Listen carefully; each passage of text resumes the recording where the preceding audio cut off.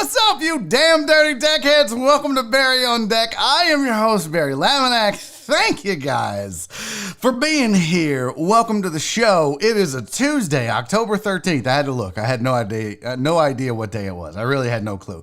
It's a Tuesday, October 13th. This is episode number 111 of Barry on Deck, and we have some fun today. I'm bringing it back. We're doing an A.M.A. today, so get all your weird questions that you want to know about my life, and we'll do them. Just don't ask me like weird shit about Nora, because y'all know that's the hot button. We don't talk about that. But most everything else we'll discuss. We got a shit ton to get to. A lot of stuff. Some of it sports, some of it not. Okay, I hope you guys had a good night. Clarence and Saints fans, dodged a bullet, didn't you, bitches? Yeah, you did. All right, well, let's get into it. Here we go. We got MLB Playoffs to talk about. Womp, womp, womp, womp. If you're an Astros fan, it didn't go well. It's not looking good. But these Rays are good. These Rays are good, okay? So we knew that already. And then the Dodgers got beat, and oh my goddamn, I wish the Dodgers would not make the World Series. Actually, you know what? I kind of wish the Dodgers would make the World Series so that they get their ass whooped by the Rays. Oh, what would be their excuse then? Huh? What are Dodgers fans going to bitch, moan, and complain about? Either A, if they lose the NLCS, or B, if they lose the World Series. Oh, I can't fucking wait. I just cannot wait, and I'm here for it. We're going to talk MLB playoffs. We're going to talk Monday Night Football. We're going to talk about some potential trades going on in the NFL as well. We'll talk Ty Lue and the Houston Rockets. Best pizza in H-Town. I know you think you know what it is, but Thrillist actually released a list, so we'll get to that as well, plus the A.M.A. I've got the new iPhone 12 information for you. I saw that going down on Twitter. We got the best places to live in America. All kinds of stuff to get to. It's going to be a fun show. I've tried to have some fun with it today. Yesterday was sportsy. Today we're going to have some fun with it. As you guys know, I like to get to the chat first. I didn't screenshot it, but this was the first chat. Hi, everyone. I love you. I even waited to the very last second today. I figured if I waited, everybody would be on the Discord waiting and looking, and then you're on YouTube refreshing. And then when I post it, you guys will be fucking like ready. The house still won. What are y'all doing? I feel like I almost need to be like, hey, house, can I talk to you for a second? And then post it and then get him distracted. Because look at that, Trucker Taco was second. Damn it, man. What are you doing? Scott Hansen thought he was second. Not second, he was third. But anyways, let's get to everybody in the chat. Reverend Householder, I see you. Lord Householder, thank you for being here, sir. He's also one of our chat moderators, Chris Householder is, along with Jeremy Vinegar and Luis Zelaya. So thank you to those three guys for doing what they do every day. And they certainly help out. Truck and Taco is here. Scott Hansa is here. Little Uzi Vert, Steven the Weather Guy is in the building. Jesus Perez is here. First like. I like that. PK, what's up, girly? How are you, girl? Who else? Aaron Little is in the building. Alan Denson is here. Alex Villanueva, Brandon Martinez. Pete Jones is here. On vacation in Myrtle Beach. I think he checked out already, but he just checked in and thumbs up. And damn it, P. Jones, I love you to death. Thank you for that, buddy. Clarence Marshall is here. Keith Sager is here. Sydney, what up, girl? How are you? Justin Swinford is here. 55 minutes of constant refresh and house still beats me. I'm so sorry, man. Listen, it's going to be posted anywhere between noon and 2. And I really don't know when I'm going to post it. I almost forgot. I swear to God, I was about to just go live and be like, where's the show at? Where's the placeholder? I almost forgot. So that's why it went up so late. It wasn't by design. John Dory's here. Virginia Bunweed's in the building. What's up, man? I owe you a Little League update, and I need a refresher. I need a fresh update from you, Virginia Buttonweed, so we can let the peeps know what the Barry on Deck team is doing. So, I think you put them in community. Bro, you got to just hit me directly in the inbox because I'll lose it. Francisco Barca is here. Who else? Jen. Hi, Jen. How are you? Thank you for your updates. I appreciate you. Who else? Donna, my sweet Donna is here. Howdy to you as well. Eric Resendez in the building. I got Trucker Taco already. Santos. What's up, dude? Mimi. Hey, Mimi. How are you? Richard Vales is here. Gregory Vega Jr. is here. We gotta talk to Gregory Vega Jr. about using my correct name. Uriel Villanueva, Rudolph Rodriguez, Francisco I got already, Terry McCown, Cowboy Fam, Aaron J. Bryant. Aaron, I need to talk to you for a second, buddy. We'll do that in just a second here. Let me see who else. Marvin Wingfield's in the building. Wow, look at this. Blast from the past. Prominx is here. Well, hello and welcome back, sir. It's good to see you in the building. All right, let's get to it. Oh, I saw Titan Hugo's here. Samantha Lancaster. 713 Hooligan, my guy Josh is in the building. CC, what's up, girl? Hope you're doing well. Who else? I think that's it. Let's get to it. Yeah, Terrence J is here. BZH420. Okay. Trey Armour is here. So glad to see you doing your thing, Barry. Hey, homie, we are 111 episodes in, and man, I couldn't be happier. I'm having a great time. So, Trey, thank you for stopping by, buddy. Very much appreciated, man. We're going to have a good time today. So stick around. Tell me what you think when the show's over. You know, don't go anywhere, fucker. All right, see, that's the beautiful thing. I can curse. I don't have to be all like, ooh, it's radio. You can't say but. We talk eating ass on here on occasion. All right, listen, tons of stuff to get to. I do have some birthday shout outs for you. Now, he's not here today. I don't see him in the chat, but that's not going to stop me from wishing my boy Mike Liebeshock a happy birthday. Happy birthday to Mike Liebeshock. Happy birthday to Dake Shields as well. He's a deckhead. I don't know if Dake is here, but oh yeah, it sure does. What happened there? There we go. Good looking out, Trey. Good looking out, man. I got it fixed. It was either one or the other. But yeah, you was right. We'll go with the Venmo. Happy birthday to Dake Shields. And I think yesterday was Aaron J. Bryant's birthday because on the way out, he said birthday shots. So I don't know if that was a thing or not. Aaron J. Bryant, we didn't have it listed on our form. Get with Jen. Make sure you let her know that it's your birthday. But if it was, and fuck it, even if it wasn't, let's do a shot for all of these birthdays. Liebeshock, Dake Shields, and hell, even if it isn't Aaron J. Bryant's birthday, let's just do a shot for him anyways because he's a Falcons fan and the Falcons suck absolute homeless dick. So here you go. These are to all your birthdays and the shitty Falcons. I hope you guys get Roadhead or whatever you like. Cheers.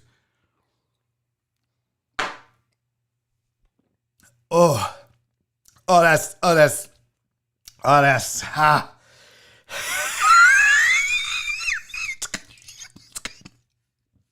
It was your birthday, Aaron. See, this is why I tell you guys, God damn it, Aaron. This is why I tell you guys to get with Jen. If you're on the Discord, you need to message Jen and give her your birthday so that we can give you a shout out. That's not that goddamn hard. Anyways, I digress. Let's get to your sports headlines. I hope you guys all had. Aaron, I hope you had a great birthday. Dake, I hope you have a wonderful birthday. And Shock, I love you, buddy. I hope you have a great birthday if you're watching this. If you're not, go fuck yourself. You should have been watching. Anyways, your sports headlines of the day. Dodgers scratch Clayton Kershaw from his start for Game 2. No word yet. I haven't seen on who's going to start, but not good news if you're a Dodgers fan, especially after dropping Game 1 to the Atlanta Braves. No Titans tested positive, Titan Hugo. You're actually going to get to watch your football team play. The game versus the Bills is a go, so that's good to see. Tommy Pham was stabbed during an incident in San Diego. If you didn't hear about this, Padres ball player Tommy Pham was out somewhere. Walking back to his car, there were people arguing and they were on his car. They were near it and on it. And he was like, hey, man, y'all get away from my car. And then someone just stabbed his ass because he didn't want them near his car arguing. So he's doing well. He's recovering. The doctors expect him to make a full recovery. But damn, that's scary. Because who among us wouldn't walk up and see somebody like arguing and shit near your car? You're like, hey, man, y'all get the fuck away from my car. What the fuck? What? I'm not in this. So that's crazy. But good to hear that Tommy Pham is doing okay and starting to down the road to recovery. Tristan Hill done for the year after tearing his ACL. So more bad news for Cowboys fans. God damn it. I never would have thought that I would have felt sorry for Cowboy fans, but I do. I actually feel sorry for Cowboy fans. It's amazing. No, Cowboy fam, he's not related to you. Stop it. Ronaldo tested positive for COVID. He's good. Look. Everything's positive with Ronaldo, right? Reverend Soccer Talk. And that was it. Arthur Blank is a bit non-committal to Matt Ryan being part of the Atlanta Falcons' futures. He was asked about it after firing his head coach and GM. And then people said, well, what about Matt Ryan? And he was like, yeah, Well, see, the thing is I like Matt. Matt's a great guy. Love him. He's a wonderful leader.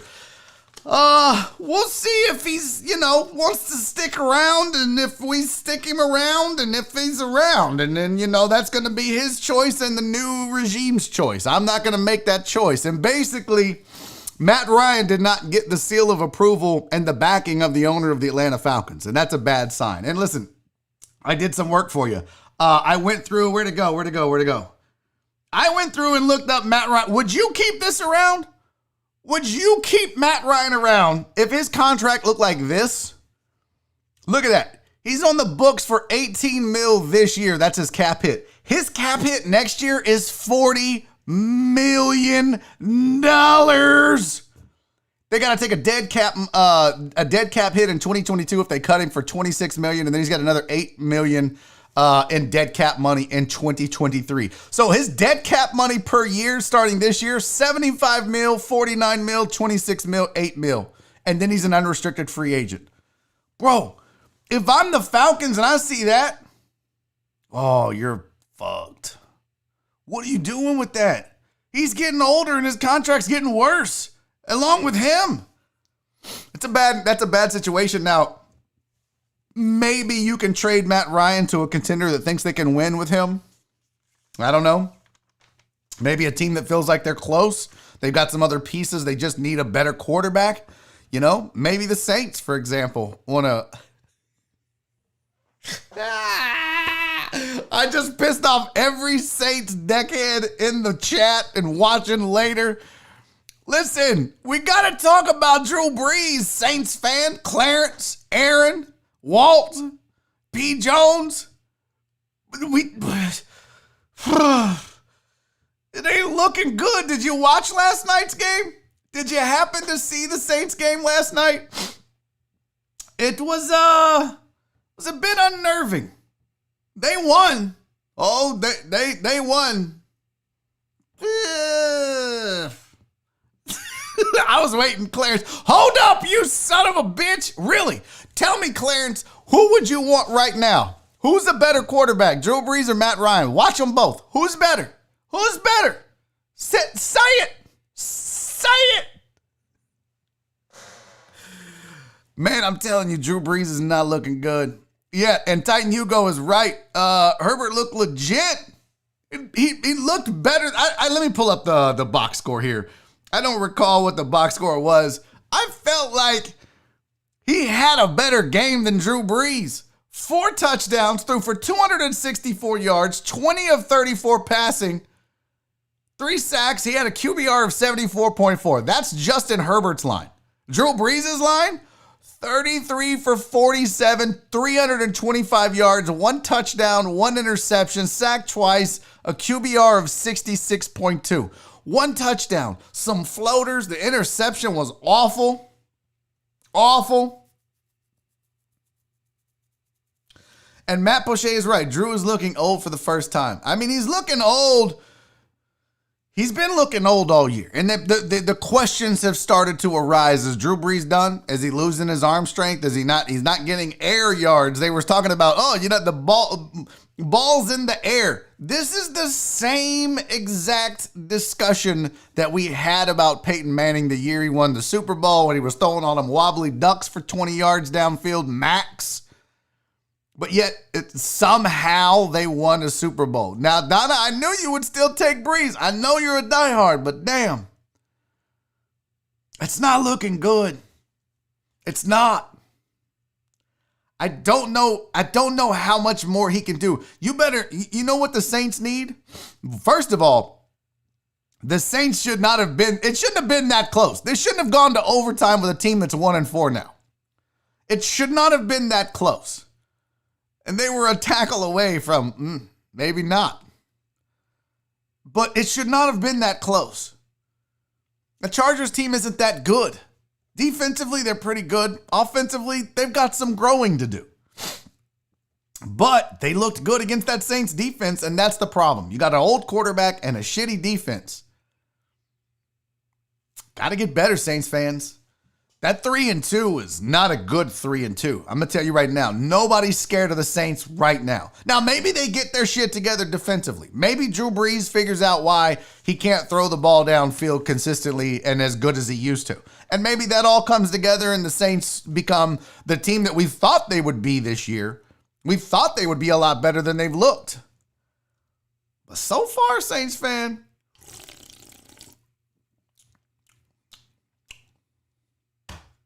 not looking good.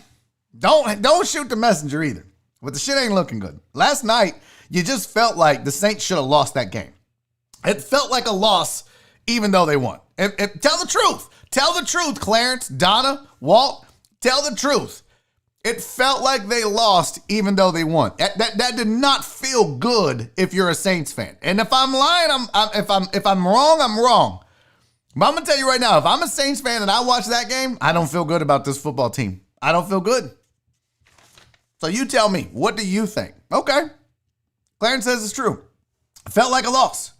So there's work to do. Sean Payton's a hell of a coach. And there is work to do. He said, wow, what does that feel like? What, winning? Well, poor CC. I feel so sorry for you and the Cowboys. I really do. All Cowboys fans and the team, I would have never thought. I think it's because so many of the deckheads are Cowboy fans now, and I have empathy for it's weird, the compassion I have for Cowboy fans. It really is. Donna's agreed. Yep, Saints game was a rough one. 713 Hooligan said, it felt like the Chargers lost the game by missing the winning field goal. Yeah. That's what I'm saying. It's not a good, if you're A.M.A, Brees hasn't thrown deep in 5 or 6 years and now everyone's up in arms. Man, come on. Don't give me that shit. I don't know the stats, but Brees 2 years ago, everyone was like, Drew still got it. Top 3, top 5 quarterback in the NFL, baby. Hall of Fame. Still got it. And now they're like, oh, shit, he's old. And Walt, that's the thing. Walt said, why is anybody surprised that Drew Brees isn't what he used to be? He's getting old. Father Time's undefeated. We hear that phrase all the time. But I think what you have to do is accept it. But Drew Brees is not accepting it. He's like, nope, I'm fine. My job is just to run the offense, and I just go out and we score touchdowns or we win games. We're 3-2. AFC South champs. 9-7. That's what it is, John. It feels like that. Just be like, yeah, I'm looking at my teammates thinking, y'all need to help me out. Like, be honest with us a little bit. You don't have to come out and be like, I'm washed. I'm done.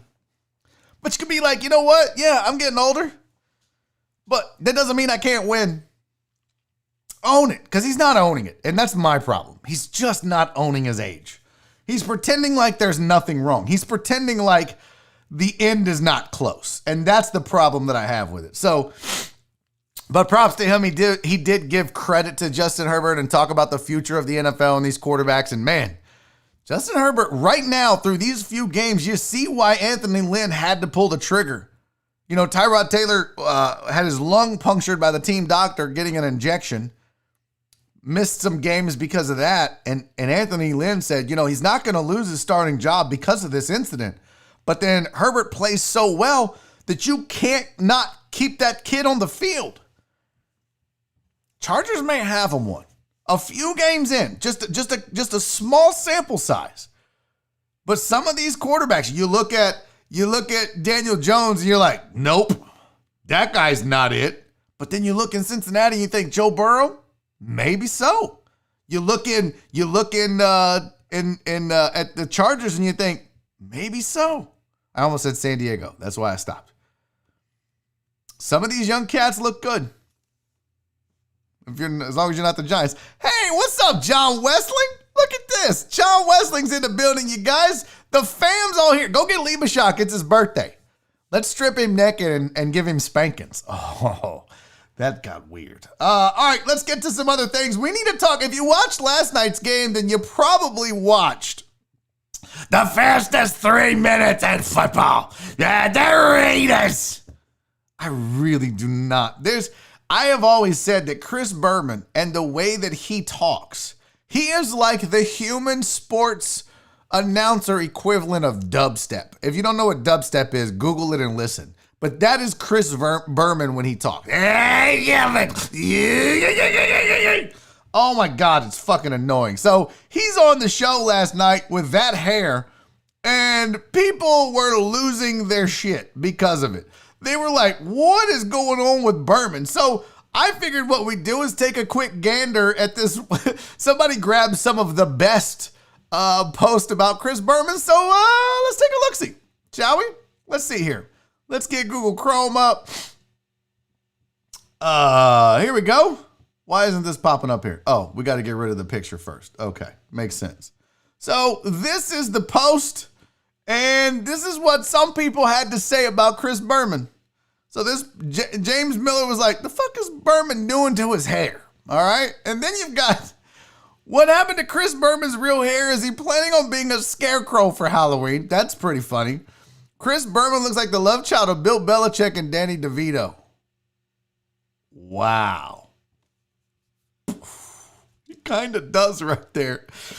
Oh, y'all ain't shit. They ain't shit for that one. Oh, no, that's okay. This one though, that's solid right there.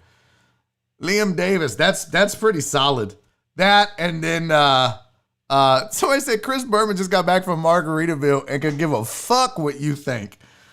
This is pretty good. Chris Berman, almost as shocking as Sammy Sosa's transformation. Why is Chris Berman out here looking like every painting of a founding father? That was okay. This is the one, though. Wow. The internet ain't shit, and I'm here for it. God damn, what was up with his hair? What is that, Berman? What are you doing, bro?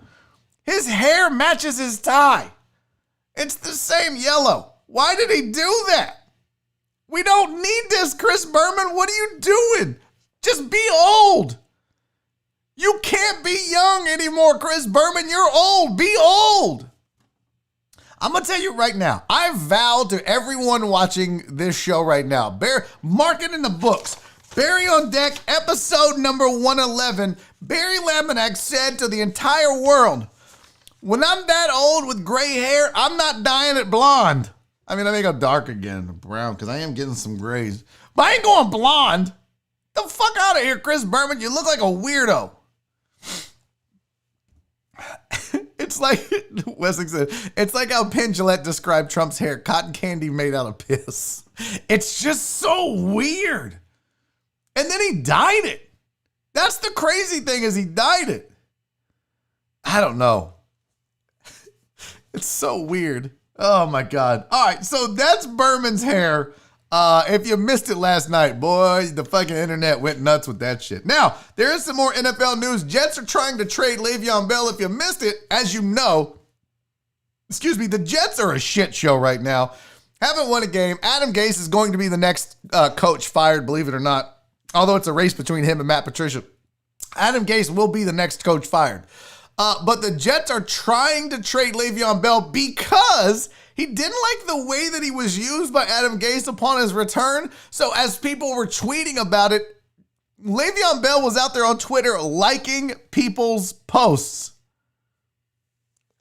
Hold on. Pause. We got to pause. I moved on too fast. Andy Huggins in the building, you guys. He said, so you're saying that's not a look I should go for? Andy, listen, I love you to death.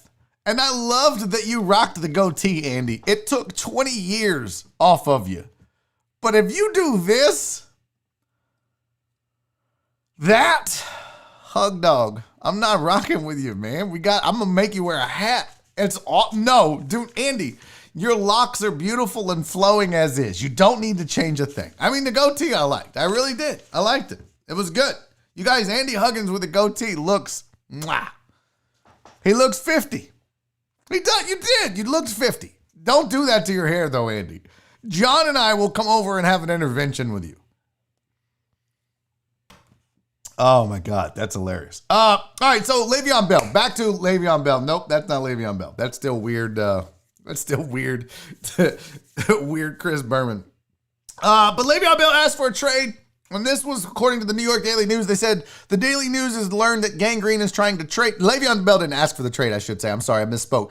The Gang Green is trying to Trade the perennial Pro Bowl running back amid this nightmarish season. Sources told the News that Gangrene is shopping Bell with the hope of trading him sooner rather than later. Jets coach Adam Gase said, "I hate that this is the route that we go with all of this." And what he meant by that is he hates the fact that Le'Veon Bell is on Twitter liking posts to say, y'all don't use Le'Veon Bell the right way. And he's out there like, agree.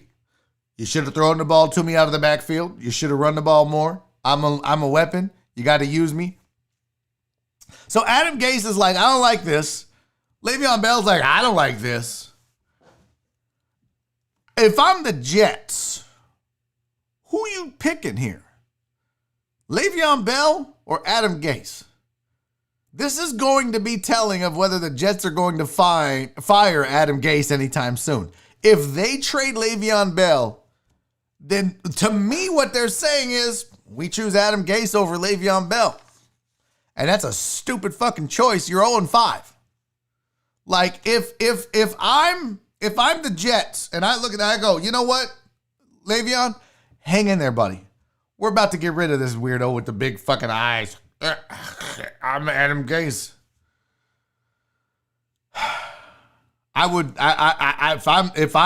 If I'm the Jets, it's a super easy choice. I'm rocking with Le'Veon Bell. Oh, Eric Resendez with the $5 super chat. Pop in the super chat cherry, buddy. Thank you so much. I better check my Venmo. Make sure I don't have no Venmos. Okay. Thank you for the super chat and your generosity. What does it say? Eric Resendez said, if I can raise $500, would you paint your hair blonde?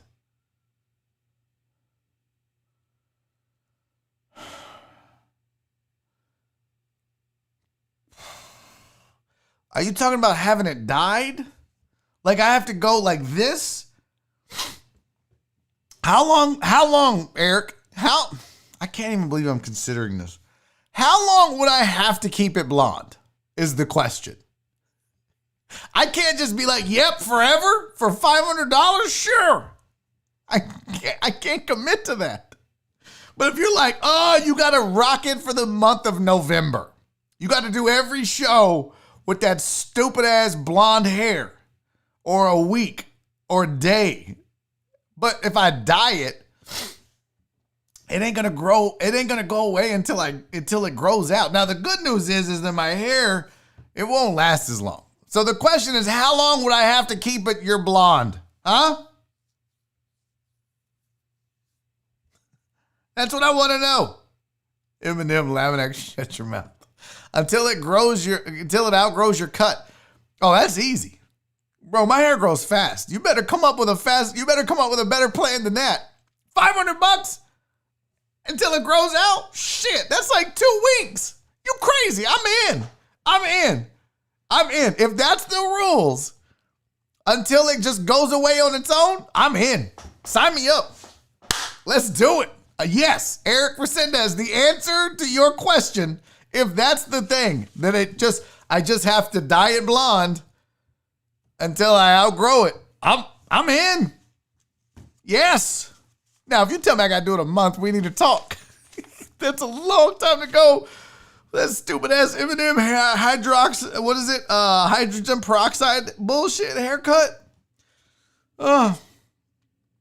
Bury your hair so short it would only last for 2 weeks. I know. Oh, wait. Hold on. Now he says until Christmas.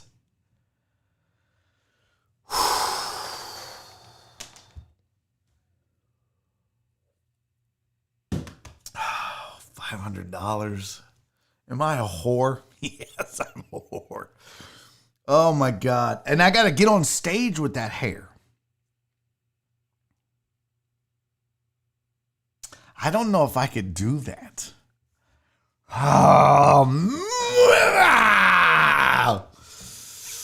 Woof.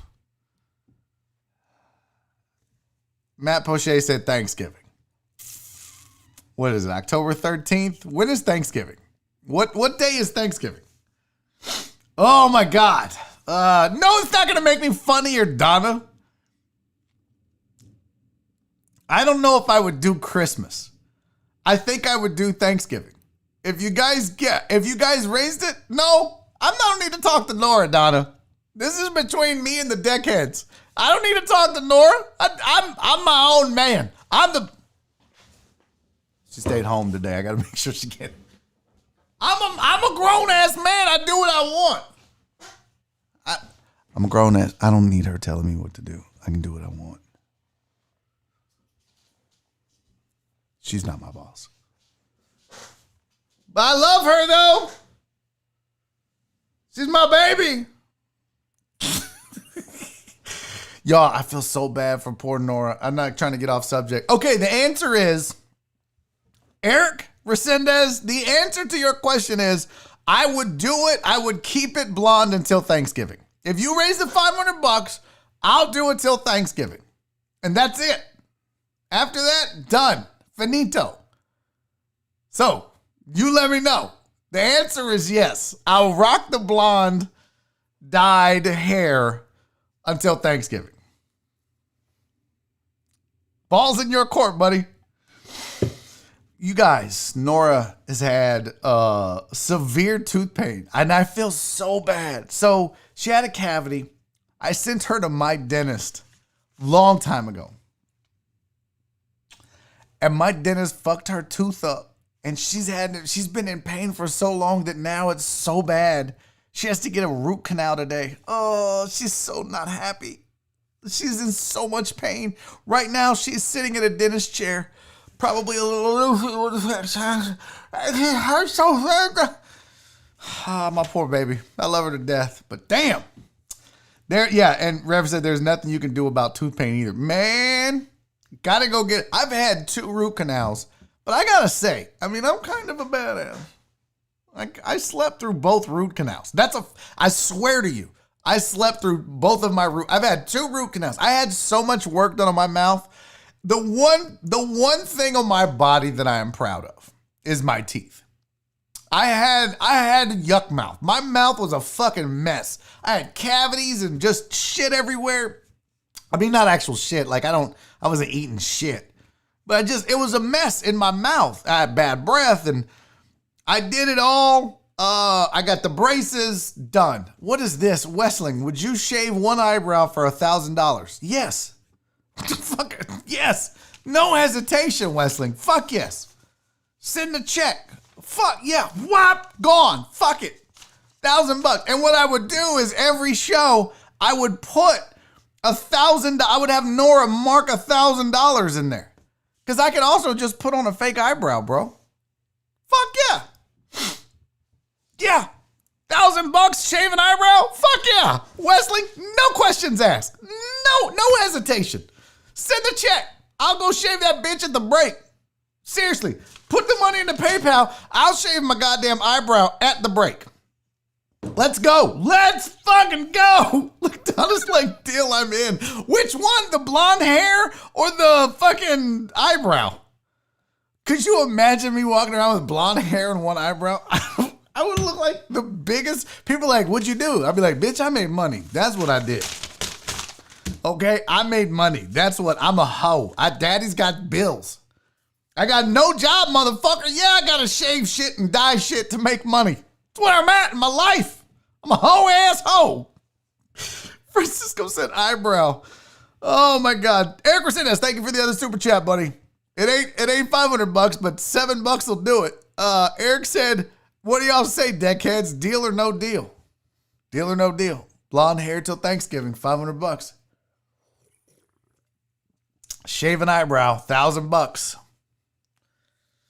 I'm in. I'm telling y'all right now. You get $1,500, I'll do both of them hoes. Now, hold on, Demetrius. That wasn't part of the deal. Westling didn't say that. Yes, Justin Swinford said, so $1,500 gets us a blonde hair dyed one eyebrow berry. Yes, yes, until Thanksgiving. I'll fucking shave the eyebrow until Thanksgiving too. For $1,500, I will shave the eyebrow and dye the hair. That's it. No, wait. I'm not going to shave the eyebrow till Thanksgiving. I'll shave it once. It's got to grow back. That was the deal. You guys raised the $1,500? I'll do it. I'm not going to keep shaving the eyebrow until Thanksgiving, though. Fuck y'all. I'm going to shave it one time. It's going to grow back on its own. You guys didn't say I couldn't draw it in. When I go to the fucking stage, I'm drawing in the goddamn eyebrow. I'll do this show without the eyebrow, though. Would I wear a Hitler stash for a month for $2,000? No. No, I would not. Well, yeah, I would probably. Bro, I got bills to pay, Westling. This isn't even the A.M.A. yet. Why are we doing this? This isn't even in the A.M.A. If Matt Poche just sent $1,500, I'm so fucked. Matt, thank you for the super chat, buddy. He sent a $5. He said, let's go. It's up to y'all. Ball's in your court. $1,500. I'll shave the eyebrow. It grows back on its own. I'm not shaving it again, but I'll dye the hair. I'll keep the hair blonde until Thanksgiving. I'll do it. I don't give a fuck. You know what? You throw in another $1,500. I'll shave your initials in my pubes, Westling. How about that? Come on, let's do it. I'll spell out Westling in my butt hair. How about that? I'll have somebody. No, that's a little far. No, ma'am said for $100 you have the words "fuck you" shaved in the back of your hair. No, that's not nearly enough. $100 to have "fuck you" shaved in my hair. Okay, well now hold on. Just one time, right? Excuse me. Just the one time, no, ma'am. Look, $100, shave the words "fuck you" in the back of your hair. Just one time. I don't have to keep it for any length. It's just I go to my barber, which I'm going in the morning because I'm going to be out of town in Fort Worth with John Westling and Trey Tutson at the Fort Worth Hyenas. If you're up in the area, come see us. Yes, bitches, we're going to rock it. Yeah, for $100, I'd shave the words "fuck you" in the back of my head and then it would grow back. Send the money, no, ma'am. I'll do that shit tomorrow. I'll tell my barber. Shave that shit in there. Done. Easy peasy. D-Mata said, it can't be in Super Chat. Yeah, no. Yeah, Brandon Martinez, that's a great point. No, fam. This cannot be a Super Chat where YouTube gets 40%. I need all 1,500 bones. I mean, I'll, send my part to the IRS. But no, fam. YouTube ain't getting 40% of my 1,500. They ain't doing shit. Fuck them. Y'all, if you want me to do this, it's got to be Venmo, Cash App, PayPal, something like that. This got way off the rails. Skip A.M.A. bring on John. Fuck John. He's got me over here looking like a goddamn, fucking weird ass Eminem. No, I'm not bringing on John now. All this, he got me looking stupid as shit because y'all are going to raise the money. Fuck y'all. Listen. Let's get to the rest of these sports so we can get to a break and then start fucking around. I still can't believe we haven't even done the A.M.A. yet. But we talked about Le'Veon Bell. I already showed you the Matt Ryan contract. Now, the NFL is also talking about creating a bubble for the playoffs. They're saying they're considering Los Angeles as well as Dallas for this. They're saying that once they get past the wild card round of the playoffs, that they will allow, they are working on creating a bubble for the teams to be able to play in. Dallas, I think, would be a good option. You've got universities around there as well, but once you get into the divisional round, you can have a game on Saturday and a game on Sunday. You can make this work, right? You could have a team come in, they could play, at noon, and then you could have another game at 7 o'clock at night or however you want to do it. It's not impossible for that to happen. So, NFL considering a bubble. And if you missed it yesterday, MLB Playoffs, Astros lost 4-2. Thanks a lot, Jose Altuve. Like, legitimately, as much as I love Jose Altuve, he's the reason the Astros lost. There's no doubt about it. You see that 2 in the error column? Those are both his. And one of them led to a three-run home run. They should have been out of the inning, but Jose Altuve bobbled the ball, or threw a bad ball. Yuli bobbled it, didn't make the catch. There was no out. Next at bat, 3-run home run. Lance McCullers cannot be happy. He pitched his ass off. It should not have been the outcome that it was, but the Astros legitimately gave a game to the Tampa Bay Rays. And let me tell you something, people.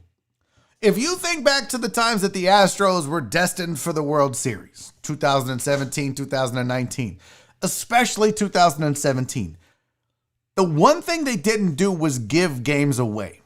You cannot get to the ALCS and then give away a game. You know, if you heard the broadcast, they were talking about the fact that, you got to be able to get runs off of a closer if you're going to do anything, if you're going to get to the World Series. Well, that's not necessarily fucking true. I mean, that was him being, talking hyperbole. If you always get a big lead, you don't have to face a closer. That's a stupid analogy. It's a stupid idea. You don't have to beat the team's closer if you go out and you beat them every time. You don't have to do it. Like the Rays are not going to have to face Ryan Presley if they're up 4-0 or 4-2 every game. It just, they don't have to do it. So, but what you can't do in these situations is give a team 3 runs, especially a team that has the pitching staff that the Rays have.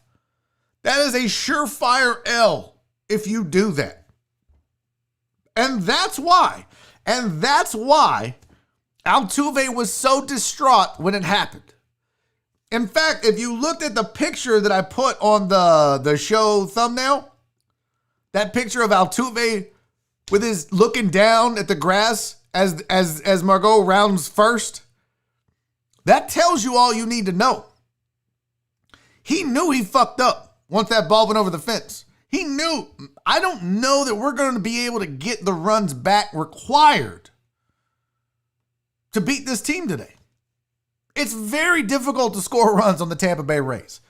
Outside of you know what? I'll even say, even more than the Dodgers, I think Tampa Bay has the best pitching staff from starter number 1 in the rotation through 5, through the bullpen to the closer. That entire pitching staff, best in baseball. And if you spot them 3 runs,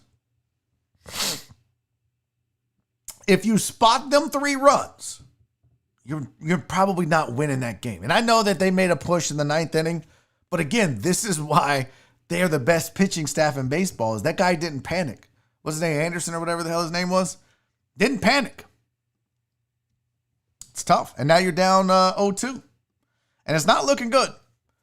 And, I think if I recall, my pick was Rays, Dodgers, World Series when the playoffs started. Y'all gave me shit because I said A's, Rays, Braves, Dodgers.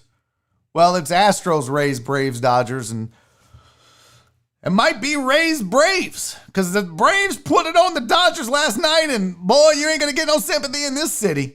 H-Town don't give a shit. I'm a huge Braves fan right now, and you know what? I'm here for the Braves. They're a fun team to watch. They are an absolute fun baseball team. So they take a 1-0 lead in that series, and the Braves pitching is legit too. Now, let me just tell you, if we get a World Series of Rays, Braves, Donna, first of all, nailed it.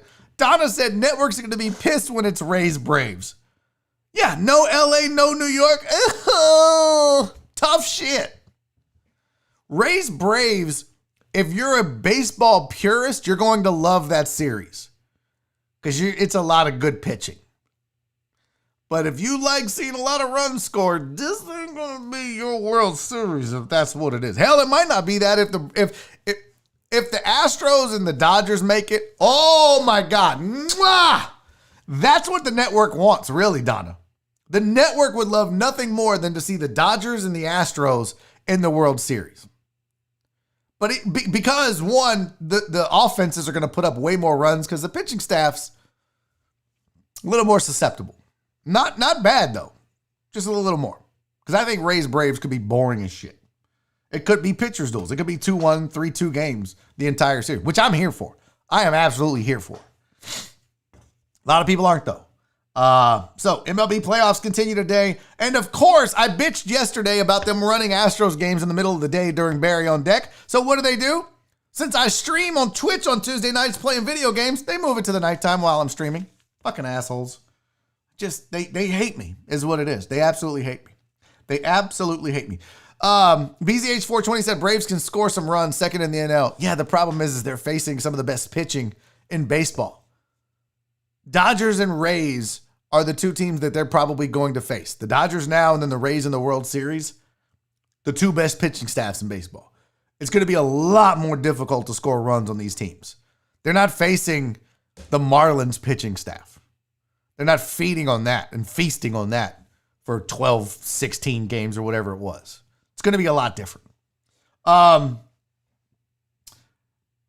the way, if you missed it during the game last night, the internet went nuts. Walker Buehler might as well have been Paul Wall because he had the internet going nuts with his pants. I don't know if these are baseball pants or yoga pants, but them sons of bitches are tight and flooding. Walker, were you expecting rain in the stadium? What's up with these fucking pants, man? They are whack. Like, I'm pretty sure if he stood up straight, if we had a shot, you could see the ball hair imprint. Like, you could literally see his ball hair through those. Those are some tight-ass pants. Well, the internet, of course, had a blast with it, but he didn't like it. Somebody asked him about it afterwards, and he was like, this isn't the time. This isn't the time, Michael. Some dude named Michael was like, Walker, internet was going crazy for your pants, bro. What was up with him? He's like, this ain't the time, Michael. It's not the time because you lost, bro. If you would have won, you'd be like, yeah, that's my pants. Those are Lululemons, baseball pants. Yeah, that's fucking weird, Walker Buehler. Get your shit together. All right, last sports story for the day. Tyronn Lue is said to now be the front runner for the job with the Houston Rockets. He's gaining momentum now. Of course, they have not spoken with Jeff Van Gundy yet. And they've got to deal with the Clippers because the Clippers are said to be really high on Tyronn Lue as well. They want him to be their head coach, and he's apparently very well respected. I'll be honest with you. I've said it a million zillion times. I don't like Tyronn Lue as a coach. I feel like he benefited from having LeBron James with that Cavs team. What he's done without LeBron James, not impressive.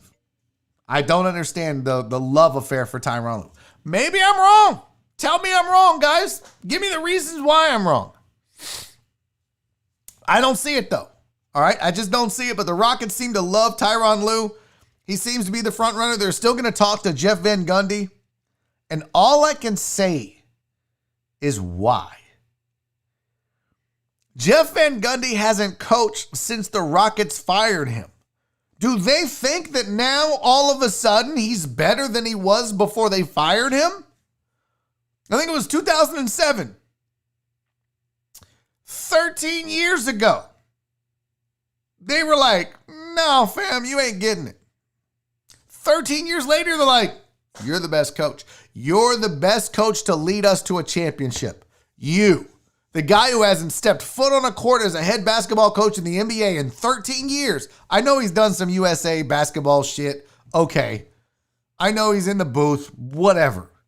But he has not coached in the NBA since the Rockets fired him. And now all of a sudden they're like, oh, maybe he learned his lesson. Maybe he's better than we thought. If you ask me, who the best coach is between Mike D'Antoni, Tyronn Lue, and Jeff Van Gundy for this Rockets team, it's not even fucking close. You had the best coach possible for the way you want to play basketball, and you mutually parted ways because you fucked it up and mistreated him and embarrassed him in the media and said, well, he's going to have to prove himself if he wants a job here. So when it came time and you were like, bro, we need you to stay, he was like, go fuck yourself. The Rockets blew it. And now they're stuck with JVG and Tyronn Lue. Good God.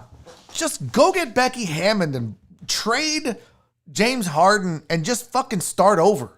I don't want to see more disappointing basketball. And if, as much as I like Jeff Van Gundy and think he's fun and entertaining and all that, Jeff Van Gundy is not beating the Lakers, the Clippers, the Warriors, the Bucks, and 2 or 3 other teams next year with this team. It's not happening. It's not happening. Tyronn Lue isn't coming here and beating the Lakers and the Clippers and the Bucks and the Warriors, and it's not happening. The Mavs. It's not happening with these guys.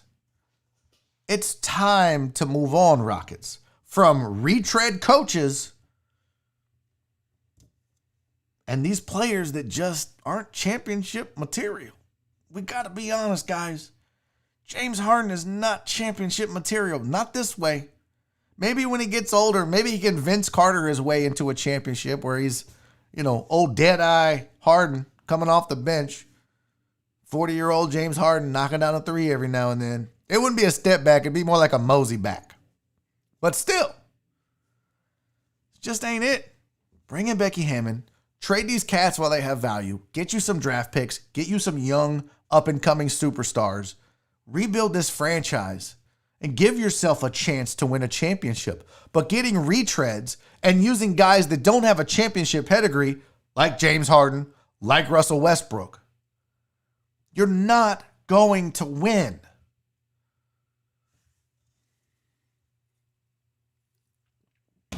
I digress. I didn't mean to spend a whole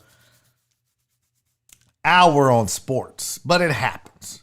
By the way, I just wanted to ask you guys, do you feel like today's show, like the quality of the video is better?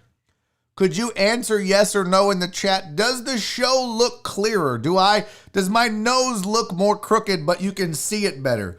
Is the show any clearer than it has been in the past? That's my question to you right now, chat. And while there is a delay, so I'll give you a second to respond. And I do agree with the Reverend Becky Hammon. I'll take it, man. I love her game. I love her game. A.M.A said, we thought Miami's coach was just a guy too. Lou deserves chances to prove he can do it. Okay. This is what I love hearing. Cece said yes. Brandon Martinez said looking 4K. Francisco said yes. It's more better. Matt Poche said yes. Sean Silman said yes. You look a little more defined. Is one better than two? More crooked, definitely. I hate you, Justin Kelm. Yes. Or two better than one. Yes. Okay. So I had told you guys that I'm putting all the money back into this show to make it better. And I was a man of my word. And I went out and I got a new camera. And what the fuck is the old one? So I was using this Canon T2i, which is, I don't know how old. It's pretty old. Let's see. Oh, look at that. Did you notice something, folks? Autofocus. Huh? Look at that. If I put it there, there it goes. So I upgraded the camera from an EOS Rebel T2i. I went out and got a mirrorless EOS R on eBay. Now, Daddy don't have brand new money. But I did upgrade the camera. And I was curious to see how well it would do. One of the reasons I liked it, I was able to use the lens that I was using, the wide angle lens. I can get a little wider there. That's as wide as it'll go, but I try to keep it there. But it does have the autofocus. And I think that it'll do 4K. And it looks better. I thought. So I'm kind of pumped about it. I feel like we just stepped the show up because I would watch the videos back. I would go and try to pull a clip or something. I was like, this doesn't look good.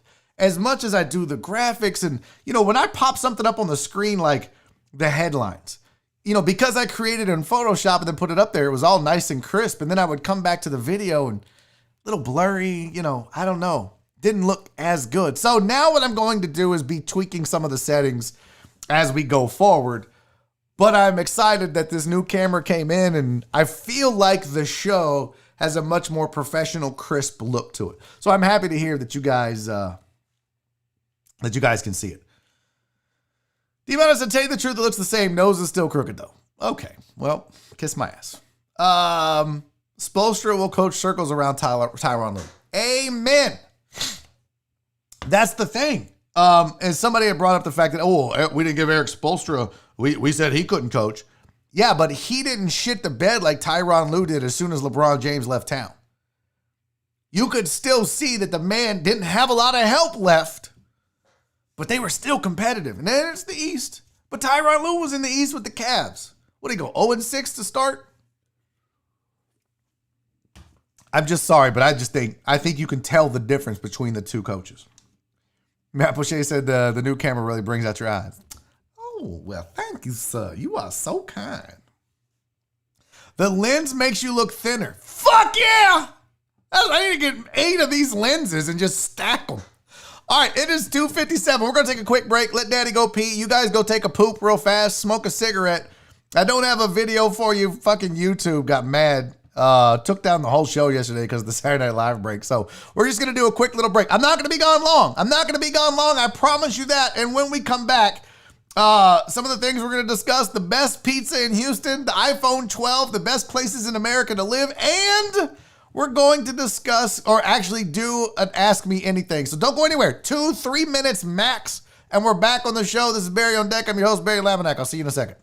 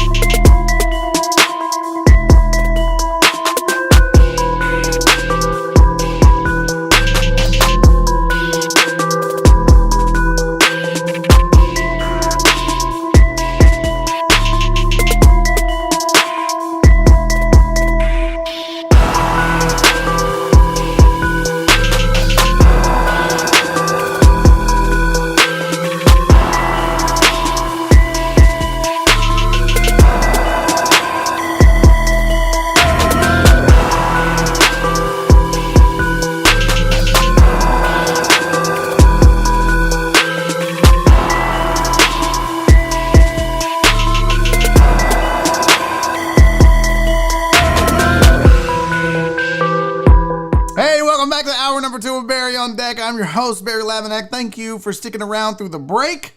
It is always appreciated. It's always a weird time for us at the break because then you're like, well, should I wait? Do I need to poop actually? Am I going to go? And but we make it through, and we have done so again today. So I thank you guys for being here. Busy first hour, very sportsy, though we had some fun. We got off track. We talked about my hair and eyebrow, and we'll see. Ball's in your court. If you missed it, I have agreed to, yes, I will dye my hair. What I say? Blonde? What was it? Was it blonde for 1,000 or the eyebrow for 1,000? Which one was it? Let me scroll back up. I'm gonna screenshot this because you sons of bitches will finagle it to be something else. Got it. It was If I can raise $500, will you paint your hair blonde through Thanksgiving? That was the deal. Brandon Gary said, don't say your soul when we did that. So yes, through Thanksgiving, that's the deal. So that's okay. We've got that recorded. And then the other one was for the eyebrow. So 500 blonde, 1,000 for the eyebrow. Make it happen. Let's do it. I'll be a blonde, one-eyebrowed stand-up comic YouTuber until the eyebrow grows back and until Thanksgiving. So let's fucking make it happen. Okay, we do have some fun stuff to get to for you. You guys know I like food. I think that's pretty obvious.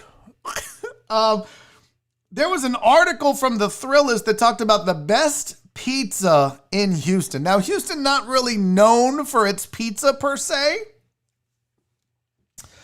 but they did this article. It's from Brooke Vigiano. So she sounds Italiano, like she gonna know like the pizza place. Is that racist? I don't even know. Is that offensive? I don't even know what's offensive anymore. Am I allowed to make fun of the Italian accent? I don't know if I am. I did watch Do the Right Thing in the hotel room this past week while I was in San Antonio. And Sal was great. So, am I allowed to make fun of a Brooke Vigiano, eh? I don't know. Penguin Katie said pizza's the perfect food. I don't know about that. I'm going to say macaroni and cheese. I could be wrong, though. Pizza's pretty fucking good, though. I mean, for me, though, nothing beats a steak. But you could put steak on a pizza. Maybe you're onto something, PK.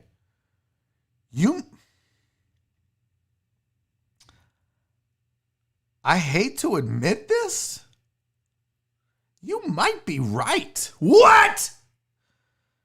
Pizza might literally be the perfect food. I don't know.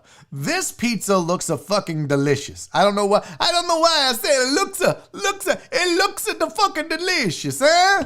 My Italian is as bad as my Russian, right? If you don't know what that is, go back. Well, I don't know. What episode did we go? House hunting in Russia? Terrible Russian name. Yes, Gorbachev. I don't know. Okay. Not a good. All right, let's pull this up. I'm going to just share with you the Thrillist website rather than just read you the pizza names. What I want you guys to follow along with me and see the pizzas so that you can also be like, no, fam, that don't look that good. So let me share this here. Boop, beep, boop, boop. There we go. Okay. It's weird because I'm going to be looking here. Let me do this. I'm just going to slide this bad boy. Oops. Nope. That ain't it. Oh my God. Why can't I move this thing? I'm trying to move the whole window over so that it can be, oh my gosh. Let's see. Can I slide this over? Okay. This is not working and it's not going well. Let me try to slide this over here. Still not working. Son of a bitch. Why won't this slide? Oh my gosh. I can't move there we go. I'm going to move the window over here just for the time being. Because what I want to do is I want to be able to look there. Now see, now it looks normal. Now when I'm looking at the pizza and reading it to you, it doesn't look so fucking weird, right? Right? Okay. So here is your top pizza joints in Houston. You ready? Bolo wood-fired pizza. Huh? I never heard of this place. What is Bolo wood-fired pizza? This is what their pizza looks like. I don't know, fam. That doesn't look good to me. Anybody had this? Okay, Pink Valkyrie says Bolo is amazing. Okay. It apparently is in the Upper Kirby area, Justin Kell. I have never heard of Bolo wood-fired pizza. It says imports like Caputo brand 00 flour. Get the fuck out of here. Don't start coming. Like, Shock, I knew it. You had to show up for this. You had to show up for this. See, Shock, I thought of us with the FOA. It was like, we should go to all these and then critique them and be like, that's a bullshit article. But yeah, apparently they have 00 flour. I don't know what the fuck that is. Who gives a shit? Just make me a pizza. All right, the second one, Cane Rosso in the Heights. No idea what that is. What is Cane Rosso? I have no clue. But apparently, it makes good pizza. Don't knock it because it's Dallas born. Next! Can't give us a Dallas pizza restaurant and tell me it's the best pizza in Houston. It's the best pizza from Dallas. God damn it, Thrillers. God damn it. Brooke Viziano, why you doing this to me, eh? You go. Okay, I can't do the accent at all. Oh my God, that looks fucking awful. So let's just go by picture first. That looks terrible. Wait, why do I need to go back here? What just happened? How do you go back? There we go. Yeah, that pizza looks terrible. That doesn't look good at all. So that's Bolo Wood Fired. Shock said it looks like a lasagna. Definitely looks like a lasagna. What's up, Billy Keller? Justin Kump said happy birthday, Shock. Absolutely. Thank you for showing up, a birthday boy. We wished you happy birthday earlier in the show. Of course you weren't here. We did a birthday shot for you. I thought Cane was a barbecue joint. I don't know. So Bolo Wood Fired Pizza doesn't look all that good. This pizza right here, this Cane Rosso pizza, is too bougie. I don't want my pizza all bougie and shit. Look at the toppings. You guys, can you see my mouse? You really can't see my mouse. But the toppings, they're too thin. This is a piece of bread with some stuff on it. This is not a pizza. That looks like shit. I don't want to eat that. Next on the list, the Cultivar Pizza and Garden in the Heights. This looks like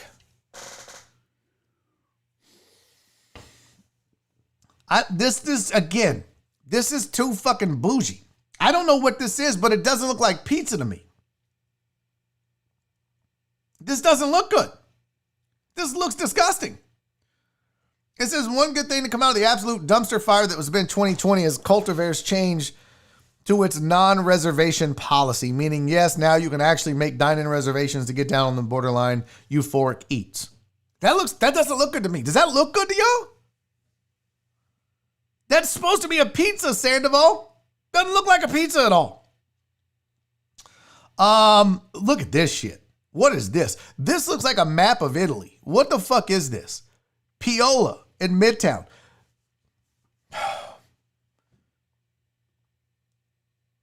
Pizza people. Listen. Stop trying to be so fucking fancy. It's pizza. Put some good shit on it. But stop trying to be like, oh, I made a swirl with some sort of sauce and then I spread it out because, we're not gluttonous. We don't want to put too many. Bitch, throw some pepperonis on that bitch. Cover it. Make it look good. This looks fucking awful. That doesn't look like a pizza at all. Marsha said, it's. Well, apparently, according to Thrillist, it's top 13. This is Pizarro's Pizza Napolitana. Now, see, that's starting to look like a pizza. First of all, get the fucking salad out of here. But the one up top that you can't really see looks more like a pizza than anything else on this picture. But it doesn't look bad, actually. It looks pretty good. But it says, ever hear of pepperoni cups? Oh, what? Ever try a Detroit-style pie? How about a Detroit-style pie next to a New York-style one and a Neapolitan pizza? Pizarro's gives you the chance to try all three styles, topped with high-class toppings from Iberico ham? What the fuck is that? Bufala mozzarella? Boy, bufala mozzarella. To anchovies. Oh, my God. If you put an anchovy on my pizza, I'm going to fight your bitch ass in the parking lot. It says, how could it get any better? I'll tell you, don't put any fucking anchovies on my pizza. That's how it could get better. I don't know. That one looks okay. That's in Montrose. That's probably too fancy. Pizzeria Solario. If you put wine in the picture, immediately that's go fuck yourself territory. Stop putting wine around pizza. It's fucking pizza. You guys have, oh my God. The restaurants, you have got to stop trying to be fancy with pizza and shit that's not fancy. Pizza's not supposed to be fancy. Take that salad and the wine and stick it up your bum hole. No one wants either of those near their pizza. I want pizza. I don't want fucking salad and soup and wine. The fuck out of here with this. Now we got a pizza. This is what I'm talking about. This is a fucking pizza right here. Romano's Pizza. Thank you, Romano's, for making a real fucking pizza and not some foo-foo, mamby-pamby, bullshit-ass wannabe pizza pie. This is what I'm talking about. It says, follow the Yankee Caps to the Zero Frills Pizzeria where the service is just as New York style as the lightly sauced, thin, and crisp slices. What that means is they're fucking rude. You walk in, they're like, the fuck you want? I want a pizza. Good, because we got fucking pizza. Go sit your ass down, I'll bring you a pizza.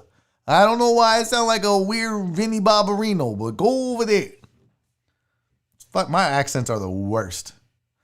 Mark Ropey said, where's the goddamn Chicago deep dish? First of all, that's disgusting pizza. No one wants deep dish, Chicago style. Ugh.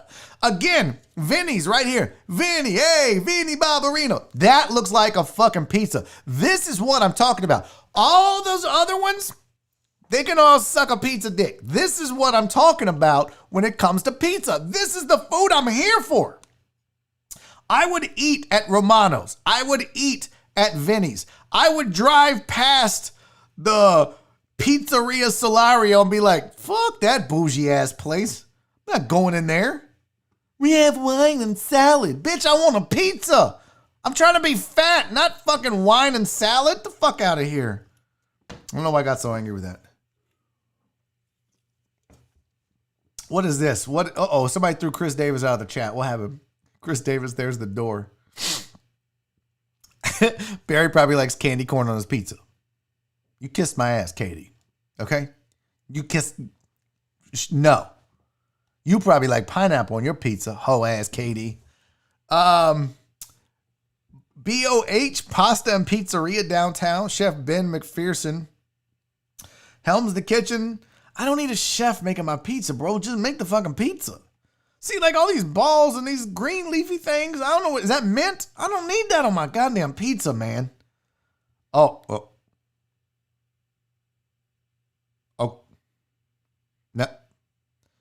Now that shit looks good. I don't know what that is. I don't think that's... You're not supposed to have pasta on a pizza, but that shit looks good. Yes, this is a pizza list, but we have to talk about fat sandwiches for a second. Empire Pizza, the West Side Pizza joint, has them. Subs packed with stuffings like cheesesteak fries and mozzarella sticks, as well as East Coast style pies and slices in the form of vodka pizza, eggplant rollatini pizza, and white pizza with real deal ricotta instead of the Alfredo sauce number that some joints try to pawn off as white pizza. It's a must visit for any East Coaster looking for a taste of home. That sounds good, man. Those fat sandwiches sound like exactly what I want. Write that down. This would be the one place I'll go. Empire Pizza. I'm in on that. That shit looks good. That shit looks good. Now, what the fuck is this? The Gypsy Poet. This is already going to be some bullshit ass fancy pizza. Part creative studio. I'm out. Next. BB's Pizza. Part creative studio. The fuck out of here. It's pizza. BB's Pizza in the Energy Corridor, from team behind stunners like BB Butcher and BB Lemon. This younger concept sits inside the Energy Corridor. BB Italia Kitchen and Bar, New York style pies with chewy crust and stretchy cheese. Okay. But still, it looks like more like a pizza than some of that other bullshit at least. Like, you see the big ass meatball up there? I'm down with this. I'll put chicken on a pizza. I'm not afraid of that. Barbecue chicken pizza with onions. Oh, now, boy.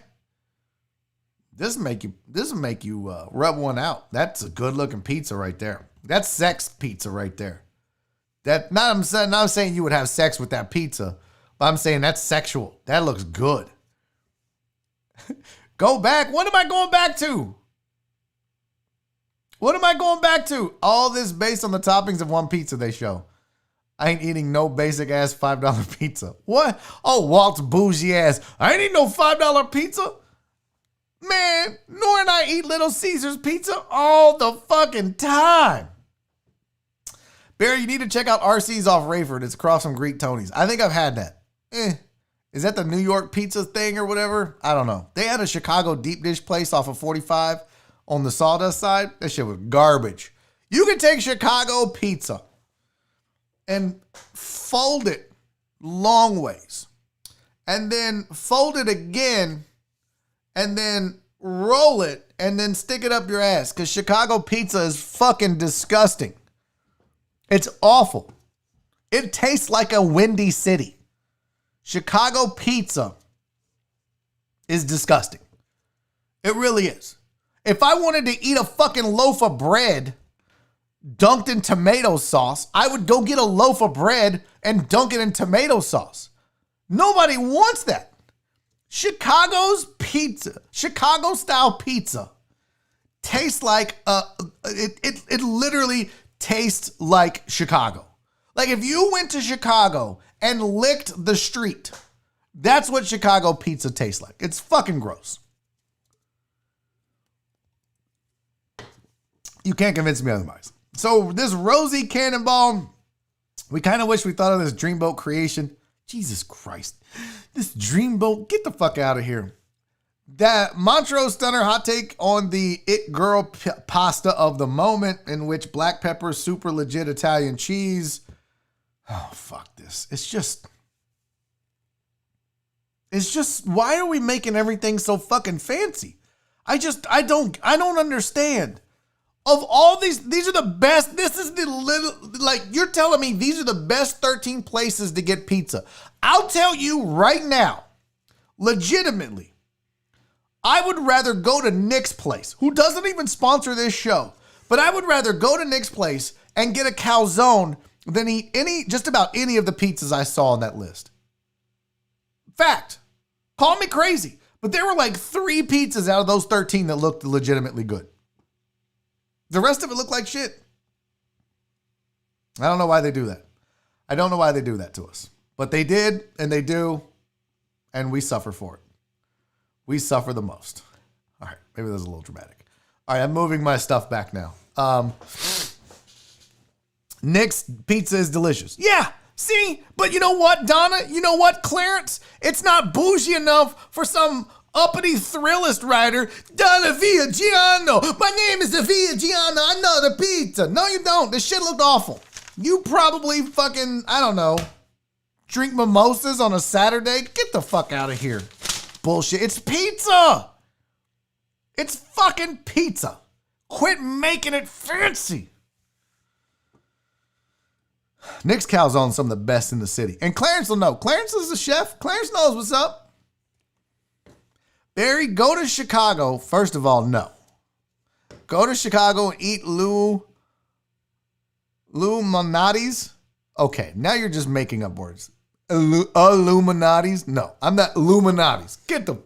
Stop making up stuff, Mark. CC says, so the Reverend, are you saying he needs to base it off more than pics? No. I can look at a pizza and be like, that's probably going to suck. If you got green leaf shit on the pizza, ass. If your crust is that fucking thick with a gallon of tomato sauce, ass. I don't need to try it. I don't want that fancy shit. I want a regular crust with a lot of goddamn cheese and a lot of meat. I need a lot of meat. Lots of meat. Whole lot of meat. A lot of meat, a lot of cheese, a lot of crust.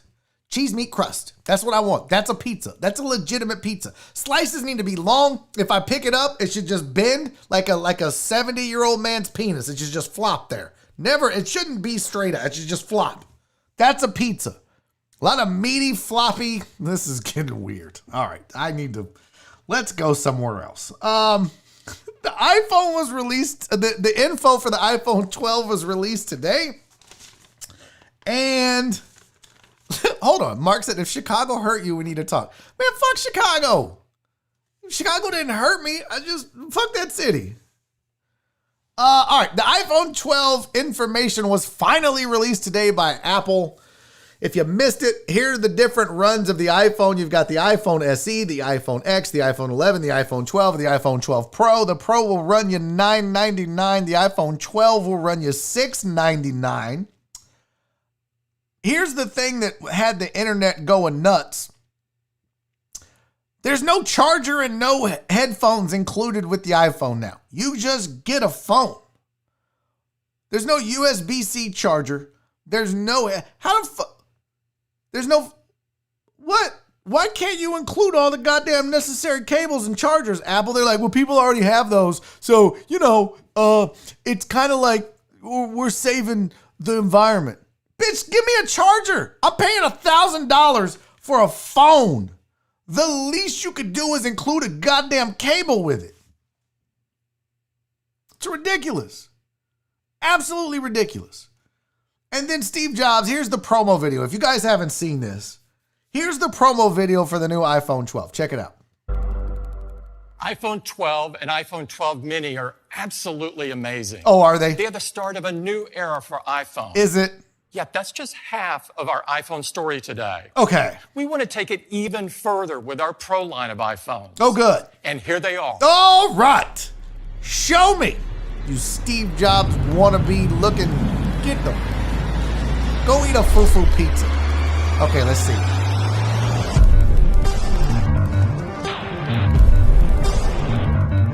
Oh, it's still got that notch in it. That sucks. Okay. Little curve action. 3 cameras is a little excessive.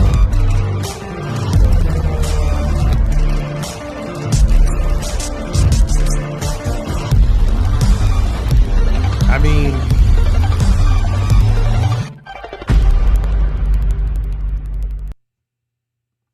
I'm supposed to be hyped about that?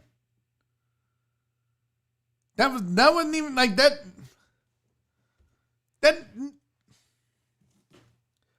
This phone is almost 2 years old. I like the way this phone looks way more. Look how thin that bad boy is. Look, hold on. Autofocus. Will it do it? I don't know if it'll do it. Probably because I'm in the background. It won't. Oh my God. Who's fancy? I'll take that over that iPhone. And I said I would switch. But I'm going to tell you right now. That is not impressive to me. I may have to walk it back. I may have to change my mind. The processor is supposed to be better. The problem is the screen is not. They tried to get Samsung's technology for their screens, and they couldn't get it. Samsung said no. They couldn't work out the details. So they're back to their old screen or whatever. The processor is better. The processor is faster. But man, it looked like, someone who said it best. It looked like an old iPhone 5. Whoever said that in the chat is 100% right. It did. Louisa Leia. It looks like the old iPhone 5. It did.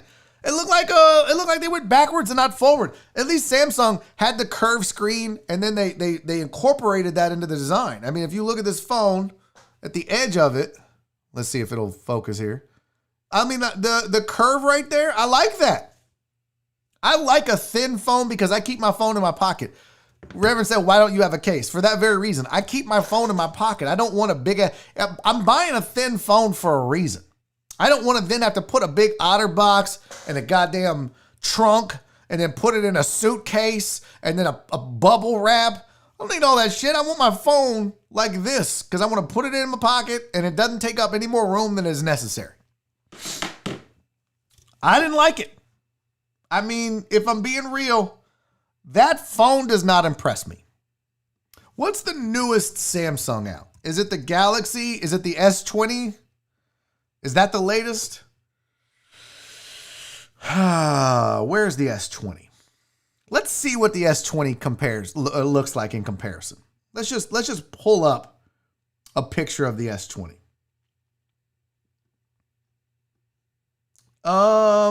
That's, of course, I can't get a goddamn picture. Of course not. Open image. So this is the S20. Nope, still not the fucking S20. Why can't I just get a picture? Why do we have to make things so difficult on me, huh? What's going on here? Here we go. Saved it. And this is the S20. I'm gonna be honest with you. There's no notch at the top. I like that better.